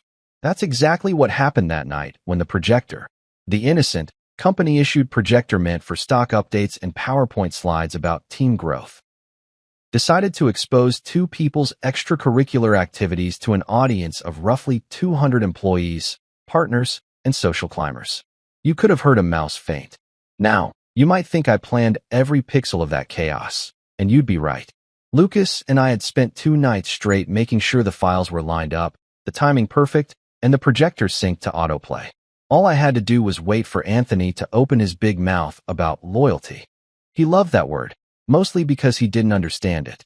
And when he gave that smug grin and said, "Let's raise a glass to loyalty," I swear even God leaned over a cloud somewhere and said, "All right, Jonah, your move." I didn't move at first. I just stood there, swirling my drink, letting him soak in his own confidence for another second. Because confidence before collapse? That's art. Then I walked to the back, gave Lucas a subtle nod, and the projector flickered. It was supposed to show quarterly highlights, revenue charts, smiling employees, all that jazz. Instead, it froze, glitched once, then switched to a video file labeled Highlights and for Final.mp4. I'll never forget the sound that followed. It was this collective gasp, a single, long inhale that sucked the life out of the room. On screen, there they were. Anthony and Mara, tangled up in hotel beds, kissing in conference rooms, whispering things that should have stayed between lies. The timestamps glowed in the corner like digital receipts of shame. Every clip was short, brutal, and undeniable. It was the kind of video that didn't need narration. Just let the evidence speak while you sip your drink and wait for the world to implode. Anthony's face went from tan to ghostly white faster than I've ever seen a human change color. "Turn it off," he barked, lunging toward the laptop. But Lucas had already locked it remotely. The system was password protected under one phrase: "Checkmate, buddy." He yanked cables, cursed, even shouted for security, but by then, half the guests already had their phones out. You can't stop viral content. It spreads faster than guilt. Within 30 seconds, people were whispering, recording, live tweeting. I overheard one intern whisper, "Oh my God, this is better than Netflix." Mara froze. Her hand went to her mouth, eyes wide, like she'd just woken up from a dream only to realize it was actually her life falling apart. "Jonah," she gasped, turning toward me. "Why would you do this to us?" I laughed, a quiet, humorless laugh that still managed to echo through the silence. "Us? Sweetheart, there's no us in betrayal." That shut her up faster than the video ever could. Anthony tried again to pull the plug, but it was too late. I'd set it on a loop, 3 minutes of karma on repeat. The second time the footage rolled, people started reacting out loud. Gasps turned to whispers, whispers turned to muffled laughter, and soon enough, even the band in the corner decided to pack up quietly. One of the HR heads nearly fainted. The board members, oh, they looked like they'd just found out their company mascot was running an underground fight club. I leaned against a table, sipping my drink like a man watching fireworks he built himself. I didn't even need to speak anymore. The video was saying everything for me. Anthony spun toward me, pointing, rage bubbling beneath his humiliation. "You'll regret this," he spat. "You're finished, Jonah." "Finished," I said, raising an eyebrow. "Buddy, I just started the sequel to your downfall." Security arrived, 2 bulky guys in suits who clearly had no idea which rich person they were supposed to protect. "Sir," one of them said to me, "we're going to have to ask you to leave." Before I could answer, Harold, the board's oldest and crankiest member, stepped forward. "No," he said, voice sharp. "Let him stay?" Mr. Reeves, however, should explain why company resources are funding his personal escapades. Boom. Just like that. The tables turned so fast you could smell the smoke. Anthony stuttered. "This is all fabricated. Some kind of deep fake." Classic excuse. Too bad I'd watermarked every clip with his voice and company timestamps. "You sure?" I asked, grinning. "Because your watch says otherwise." Literally. The camera had caught his infamous gold watch flashing in nearly every frame. The same watch that was currently on his wrist. The crowd turned toward him, eyes like daggers. He tried to cover it, but that just made it worse. "It's not what it looks like," he shouted. "Oh, it's exactly what it looks like," I said. The whispers spread like wildfire. People recording. People texting their friends. You could practically hear the collective ping of scandal notifications lighting up across the city. Mara started crying. Loud, messy, the kind of sobbing that makes strangers uncomfortable. I used to hate seeing her cry. This time, I just felt tired. She reached for me, voice cracking. "Please, Jonah, can we talk?" I stepped back. "We talked for 9 years. You just never listened." Anthony, cornered and furious, turned to her. "You told me this was handled," he hissed. "Handled?" I laughed. "Oh, buddy, she handled plenty, just not this." Someone in the crowd actually snorted. The tension broke for a second as awkward laughter bubbled up, and Anthony looked around, realizing the empire he'd built on charisma had turned into quicksand. "Security, get these cameras off," he shouted, but even the guards were recording discreetly now. That's corporate America for you. No loyalty, just content opportunities. Meanwhile, the board members had started leaving in small clusters, each looking at their phones like stock prices were dropping. Spoiler, they were. Anthony's name was trending online within minutes. Hashtag Rooftop Reeves. I didn't plan the hashtag, but man, it was poetic. As he continued to panic, I decided to lean into the absurdity of it all. I poured myself another glass of champagne, raised it slightly, and said, "Ladies and gentlemen, a toast to transparency." Half the room laughed. The other half filmed it. Mara covered her face, whispering, "Stop this, please." I looked at her and said, "You should have stopped this months ago." Anthony lunged toward me then, hand raised, eyes wild. Security finally found their purpose and held him back. "You destroyed everything," he screamed. "You did that all by yourself?" I said calmly. "I just pressed play." He cursed, shouted something about lawyers, but it didn't matter. The damage was irreversible. Once something's on the internet, it's immortal. I turned to leave. The rooftop lights shimmered behind me like they were clapping. As I passed Mara, she grabbed my arm, sobbing. "Jonah, please. I love you." I stopped, looked at her tear-streaked face, and said softly, "You love yourself. I just stopped being your audience." Then I walked away, leaving her crying and Anthony screaming as the crowd documented every humiliating second. The elevator ride down felt eternal, but in a good way. When the doors closed, I finally let out the laugh I'd been holding in. Not a manic one, but a real, honest laugh. The kind that comes from deep relief and a touch of disbelief that you actually pulled it off. Lucas texted as soon as I reached the lobby. Video files everywhere. Arson meltdown. FBI probably calling by breakfast. I replied, "Perfect. Leave the projector plugged in." By the time I got outside, the city had already moved on. Taxis honked, people laughed, and the night carried on as if the biggest corporate implosion of the decade hadn't just unfolded 30 floors above. I stood there for a moment, breathing in the air, crisp and clean in a way betrayal never is. I wasn't angry anymore. Just done. Done being the nice guy. Done being the forgiving husband. Done pretending to be fine while my world burned quietly. I'd set the fire myself now, and it felt righteous. When I got home, the silence was loud. The kind of silence that doesn't feel empty, but earned. I poured myself a drink, turned on the TV, and every news channel was already playing clips from the rooftop. The ticker read, "Corporate Scandal Rocks Brookstone Dynamics." Below it, CEO Reeves under investigation. I watched as talking heads speculated, reporters gasped, and analysts broke down stock losses like they were narrating a slow-motion car crash. It was beautiful. Then my phone buzzed. Texts, voicemails, calls. Friends, coworkers, even people I barely knew suddenly wanted to talk. "Bro, you legend. Is it true you leaked the video? You're trending." I ignored them all. I wasn't interested in fame. Just peace. And maybe the sweet sound of Anthony's career imploding in surround sound. At midnight, a single text came through, from Mara. "Please, can we talk tomorrow? I need you." I stared at it for a long time, then typed back, "You needed me before. Now you just need damage control." Then I blocked her number. I sat there, drink in hand, watching the headlines flash, feeling something I hadn't felt in years, clarity.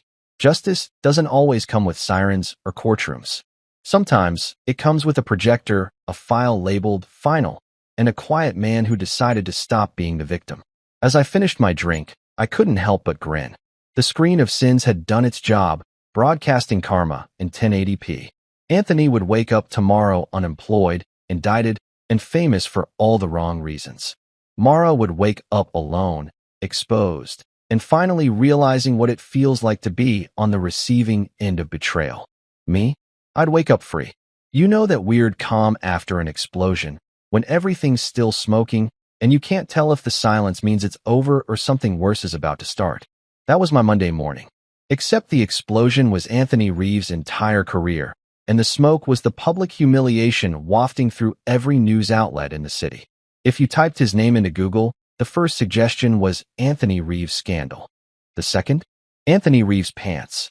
Apparently, someone had slowed down a frame from the video. Internet immortality, ladies and gentlemen. By 7 a.m., the world had moved faster than I ever could have planned.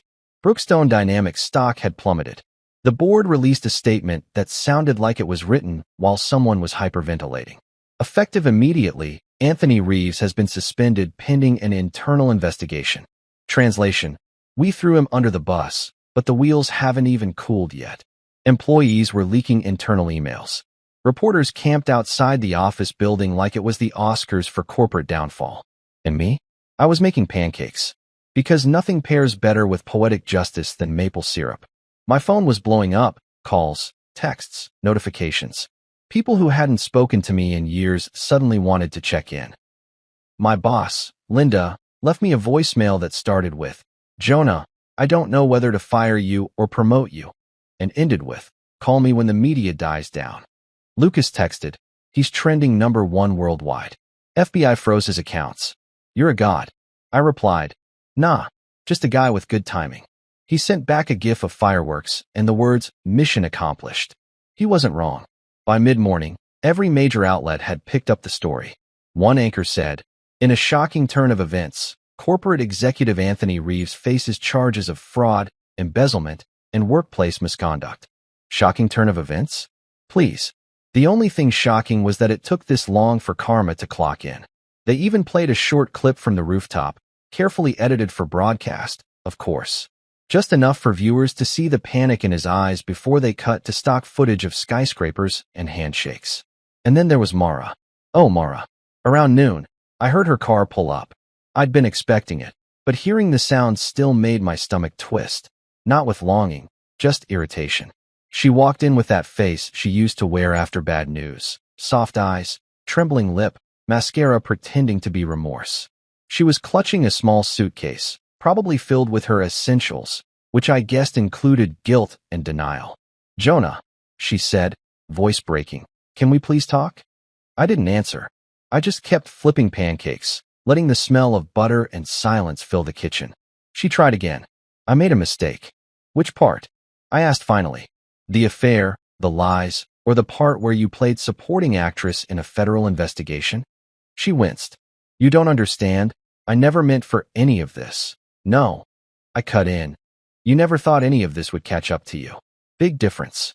I plated a pancake and slid it onto her side of the counter. "Eat.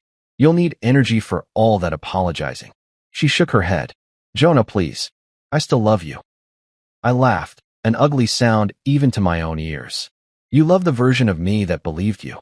That guy's gone. This one prefers reality."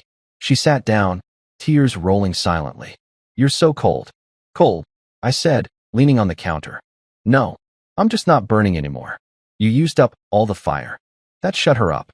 For a few minutes, she just sat there, watching me like maybe she could rewind time with enough staring. Finally, she said, "He told me he loved me. He said he'd leave his wife." I snorted so hard I almost choked on coffee. Classic line. "Did he also tell you he invented honesty?" Her face crumpled, but I didn't stop. "You gave up a marriage, a life, for a guy who practiced his charm in a mirror. And you thought you were different. Newsflash, everyone who cheats thinks they're special until the sequel hits." She whispered, "I was stupid." "Yep," I said, "but at least you're self-aware now." I opened a drawer and pulled out an envelope, divorce papers. I slid them across the counter. "You can sign these whenever you're ready. I've already had them notarized." She looked at it like it was a bomb. "You've been planning this?" "Since the moment you said, I can explain," and didn't. For the first time, she didn't argue. She just stared down at the papers. "You really hate me now." "No," I said quietly. "If I hated you, you'd still matter." "You don't." Her face broke, but I didn't look away. She eventually picked up the pen and signed. Her hand trembled like she was writing her own obituary. When she was done, she slid the papers back, stood up, and whispered, "I'm sorry." "No, you're sorry you got caught," I said. "But hey, I appreciate the effort." She grabbed her suitcase and walked toward the door. Before leaving, she paused and looked back one last time. "What happens now?" "Now," I said, smirking. "You start over. Maybe with therapy this time." "And me? I make more pancakes." The door clicked shut, and just like that, the house was quiet again. Peaceful. For the first time in years, the silence didn't feel lonely, it felt earned. The next few days were surreal. Anthony's downfall was everywhere. Memes, think pieces, podcast episodes titled The Rooftop Scandal. How one man's ego cost him everything. One tweet went viral. When your side chick becomes your downfall. Hashtag rooftop reefs, hashtag instant karma. People online are cruel, but they're also creative. Someone even remixed his "Let's Raise a Glass to Loyalty" speech into a techno track. It slapped, not gonna lie. Then came the cherry on top. Anthony's wife, Claire Reeves, filed for divorce within 48 hours. TMZ got photos of her leaving their mansion with 2 suitcases and a smile that could light up the city.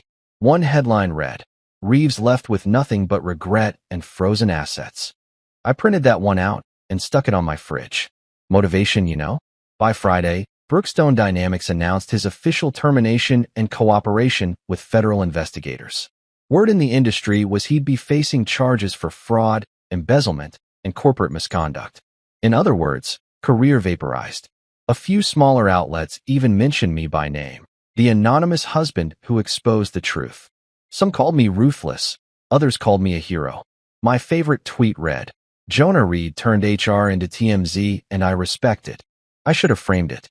Meanwhile, Mara vanished from social media, deleted everything, probably somewhere far away, trying to rebuild her image, maybe even convincing herself she'd been a victim too. But I didn't care. I wasn't stalking her pages anymore. I wasn't replaying memories, analyzing what went wrong. I was free from all of it. It's weird, though, freedom isn't loud. It doesn't come with fireworks or marching bands. It's just quiet mornings, strong coffee, and not checking someone else's phone every time it buzzes. I took time off work, claiming personal reasons. Spent mornings at a diner near the river, watching boats drift by and wondering how people manage to stay normal while their worlds implode. The waitress there, Brenda, started saving my usual table and calling me Mr. Peace. I didn't correct her. She said, "You've got the calmest eyes of anyone I've seen." I laughed. "That's not calm, Brenda. That's what happens when you've run out of panic." A week later, Lucas and I met at our favorite bar again. He looked annoyingly smug. "So," he said, "legendary rooftop guy, how's freedom treating you?" I grinned. Like a vacation without the sunburn. He raised his glass. "You sure you don't miss the drama?" "Lucas," I said, "I lived in a soap opera for 9 years. I'm good with reruns." He laughed. "Fair. Just don't disappear, man. You're too fun when you're plotting." "I'm retired," I said. From revenge, not sarcasm. When I got home that night, I found one last letter in my mailbox. No return address, but I didn't need one to recognize the handwriting. It was from Mara. Inside was a short note. "You were right about everything. I hope someday you can forgive me." I folded it once, tossed it into the fireplace, and watched it burn. Some things deserve closure. Others deserve smoke. Over the next few weeks, the chaos died down. Anthony's trial prep started making headlines, and every article painted him as a cautionary tale. I didn't even have to testify. The evidence was too strong. My attorney, Sharon Wells, called to say, "You could probably sue for emotional distress, you know." I told her, "Sharon," the look on his face when the video played was payment enough. She laughed. "You're more ruthless than I thought." "Nah," I said, "just efficient." One afternoon, while cleaning out the last of Mara's stuff, I found an old photo of us. Young, broke, smiling like we had the world figured out. For a second, I felt that pang of nostalgia. Then I realized nostalgia's just memory wearing perfume. I tossed the photo in the trash and didn't look back. A few days later, Linda called again. "So," she said, "you ready to come back to work, or should I just give you Anthony's old office?" I laughed. "Wouldn't that be poetic?" She chuckled. "You might actually get that promotion. The board's been impressed by your initiative." I nearly spit out my coffee. "Please tell me you're joking." "Dead serious," she said. "They want someone with integrity. You're the only one left who doesn't have a burner account in the Caymans." And just like that, I got promoted. Not because I was the smartest or the most ambitious, but because I was the last man standing. Life's funny that way. One man's scandal becomes another man's opportunity. That night, I drove past the Bluestone Hotel, the scene of the rooftop circus. It looked peaceful now, lights twinkling like nothing ever happened. I parked for a minute, stepped out, and leaned on the hood of my car. The city hummed around me, indifferent and alive. For the first time in a long time, I didn't feel small. I didn't feel broken. I just felt me. I whispered to myself, "You did it." Not because I destroyed someone else, but because I rebuilt myself. And if the universe was listening, I hoped it laughed with me. Because karma? She really does have a wicked sense of humor. They say revenge is a dish best served cold. Personally, I prefer mine served hot, fresh off the stove, plated with a side of irony, and garnished with "you really thought I wouldn't find out?" But as it turns out, justice doesn't need seasoning. It's satisfying all by itself. Months after the rooftop fiasco, my life had settled into something dangerously close to peaceful. No more midnight phone checks, no more gaslighting disguised as conversations, no more pretending not to notice the lies that were practically doing cartwheels in my face. The chaos had burned itself out, leaving behind the kind of silence that felt earned. Every now and then, people still whispered about that night. Some called me heartless. Others called me a legend. My personal favorite came from a barista at the cafe near my office who recognized me mid-latte pour and said, "Dude, you're the guy who turned HR into TMZ." I tipped him $10 and said, "Yeah, I like to think of myself as the patron saint of poetic justice." He laughed so hard he almost spilled my drink. Fame wasn't something I wanted, but let's be honest, it was hilarious watching other people make conspiracy videos about your personal life. There were YouTube breakdowns titled "The Rooftop Files," the man who outsmarted corporate America. One even had a dramatic narrator calling me a quiet avenger. I wasn't mad about that one. Anthony Reeves, meanwhile, was enjoying the opposite of peace. The man had lost everything: his job, his reputation, his marriage, and probably his access to luxury body wash. The news showed him leaving a courthouse looking like someone who'd just been told deodorant was a privilege. The FBI had charged him with fraud, embezzlement, and something about falsified expense accounts. I didn't even understand half the legal terms, but they all sounded expensive. When the reporters shouted questions at him, he did what all guilty people do: blamed systematic mismanagement. Translation: I got caught, but I'm allergic to accountability. His lawyers tried to spin it, but good luck selling that when half the country has seen you starring in a hotel highlight reel with your employee. As for Mara, she vanished from the city. Rumor had it she moved back in with her cousin in Florida, which felt poetic in its own way. Florida, where bad decisions go to tan. She deleted all her social media and resurfaced weeks later under a new profile picture, a sunset with an inspirational quote about growth. The irony nearly broke the internet. Friends sent it to me like it was breaking news. "You see this?" Lucas texted, attaching the post. "She's reborn." I replied, "Yeah, as what?" "A cautionary tale." He sent a laughing emoji. I wasn't angry anymore, though. Anger's heavy, and I'd carried enough of it to last 2 lifetimes. These days, I woke up early, brewed coffee that didn't taste like resentment, and actually enjoyed mornings. The house was mine now, officially, legally, spiritually. I'd repainted the walls, got new furniture, even replaced the bed. It wasn't about erasing her. It was about reclaiming space. Funny thing, though, the house sounded bigger when it was empty, but somehow quieter, too. Peaceful. My friends started calling me Zen Jonah, which was accurate if your definition of Zen includes petty satisfaction and bourbon. Work changed, too. After Anthony's downfall, the board at Brookstone restructured everything. They cleaned house, literally. Entire departments got new heads. Guess who they offered the interim director position to? Yep, me. I almost laughed when HR called. "Jonah, we think you'd be perfect for this role. You've shown remarkable leadership." Leadership? I'd expose corruption, not run a seminar. But hey, if the company wanted to mistake vengeance for management, who was I to correct them? I accepted. I figured it was poetic justice for every time I'd sat in meetings listening to Anthony talk about vision, while probably texting my wife under the table. My first day in his old office felt surreal. His nameplate was gone, the desk cleaned out, but the ghost of arrogance lingered in the air. I opened the blinds, let sunlight spill in, and smiled. "Guess who's loyal now?" I muttered. Lucas dropped by later with lunch and smirked. "So, how does it feel sitting in the big chair?" "Like karma gave me a promotion," I said. "Think I should sage the place?" He nodded. "Definitely. And maybe burn a photo of him just to make sure he doesn't haunt your spreadsheets." Outside work, I started rebuilding myself. Not the polite, people-pleasing version, but the unapologetic one. I joined a gym, bought a motorcycle I didn't need, started cooking again. Turns out, I'm a pretty decent chef when I'm not distracted by emotional disasters. I even started volunteering at a local mentorship program for young professionals. One of them asked me, "What's your biggest life lesson, Mr. Reed?" I said, "Trust, but keep the receipts." They thought it was a metaphor. It wasn't. Then there were the nights when I'd drive by the Bluestone Hotel just to see it glowing against the skyline. The same rooftop where my life had detonated now looked peaceful from below. Sometimes, I'd park across the street, lean on the hood of my car, and listen to the city hum. I'd imagine some new group of executives up there, drinking, laughing, pretending to be loyal. I'd chuckle and say to myself, "May your secrets have good lighting." Because the truth is, everyone thinks they're untouchable until someone like me decides to bring a folder to the party.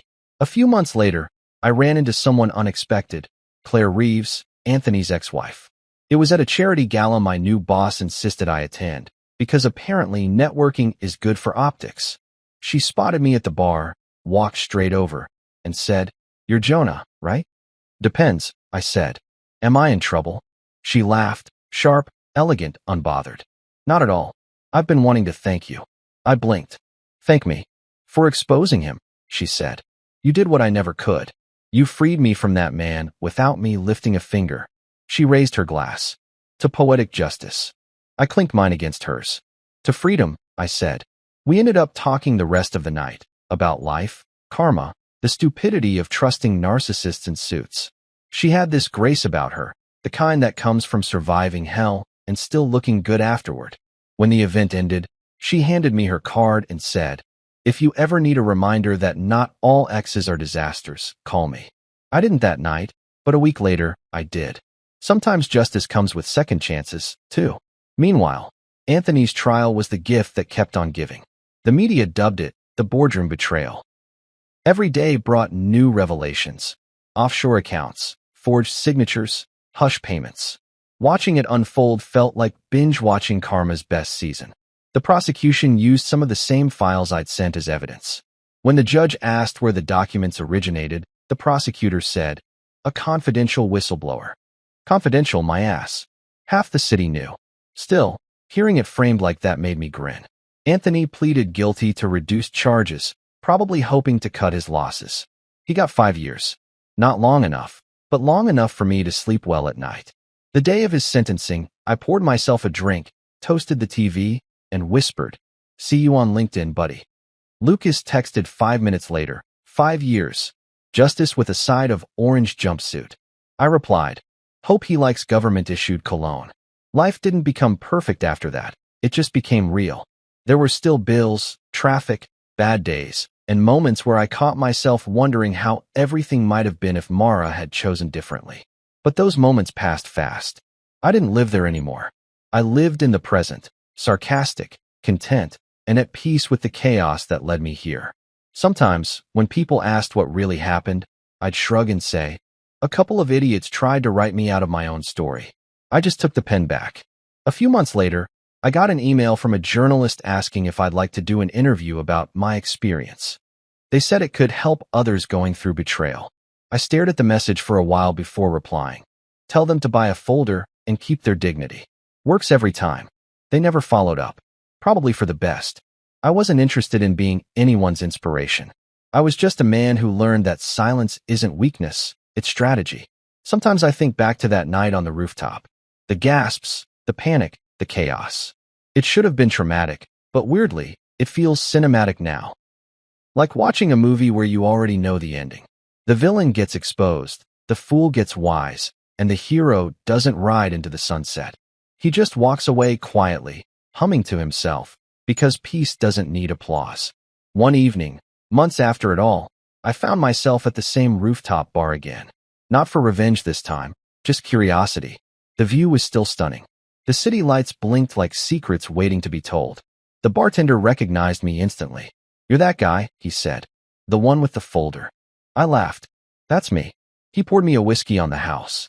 "You know," he said, "no one's ever thrown a party quite like that since." "Good," I said. "One rooftop apocalypse per lifetime's enough." As I stood there looking out over the skyline, I realized something important. Justice doesn't always come with fanfare. Sometimes it's just the quiet satisfaction of knowing you survived, learned, and came out sharper. Mara was gone.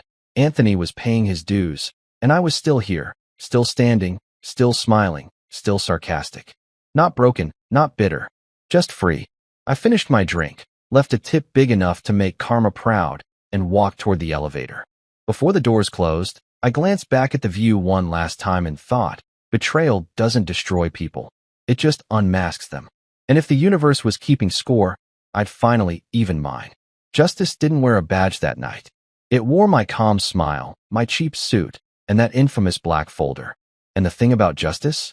When it finally shows up, it always looks exactly like the person everyone underestimated. That person, as it turns out, was me.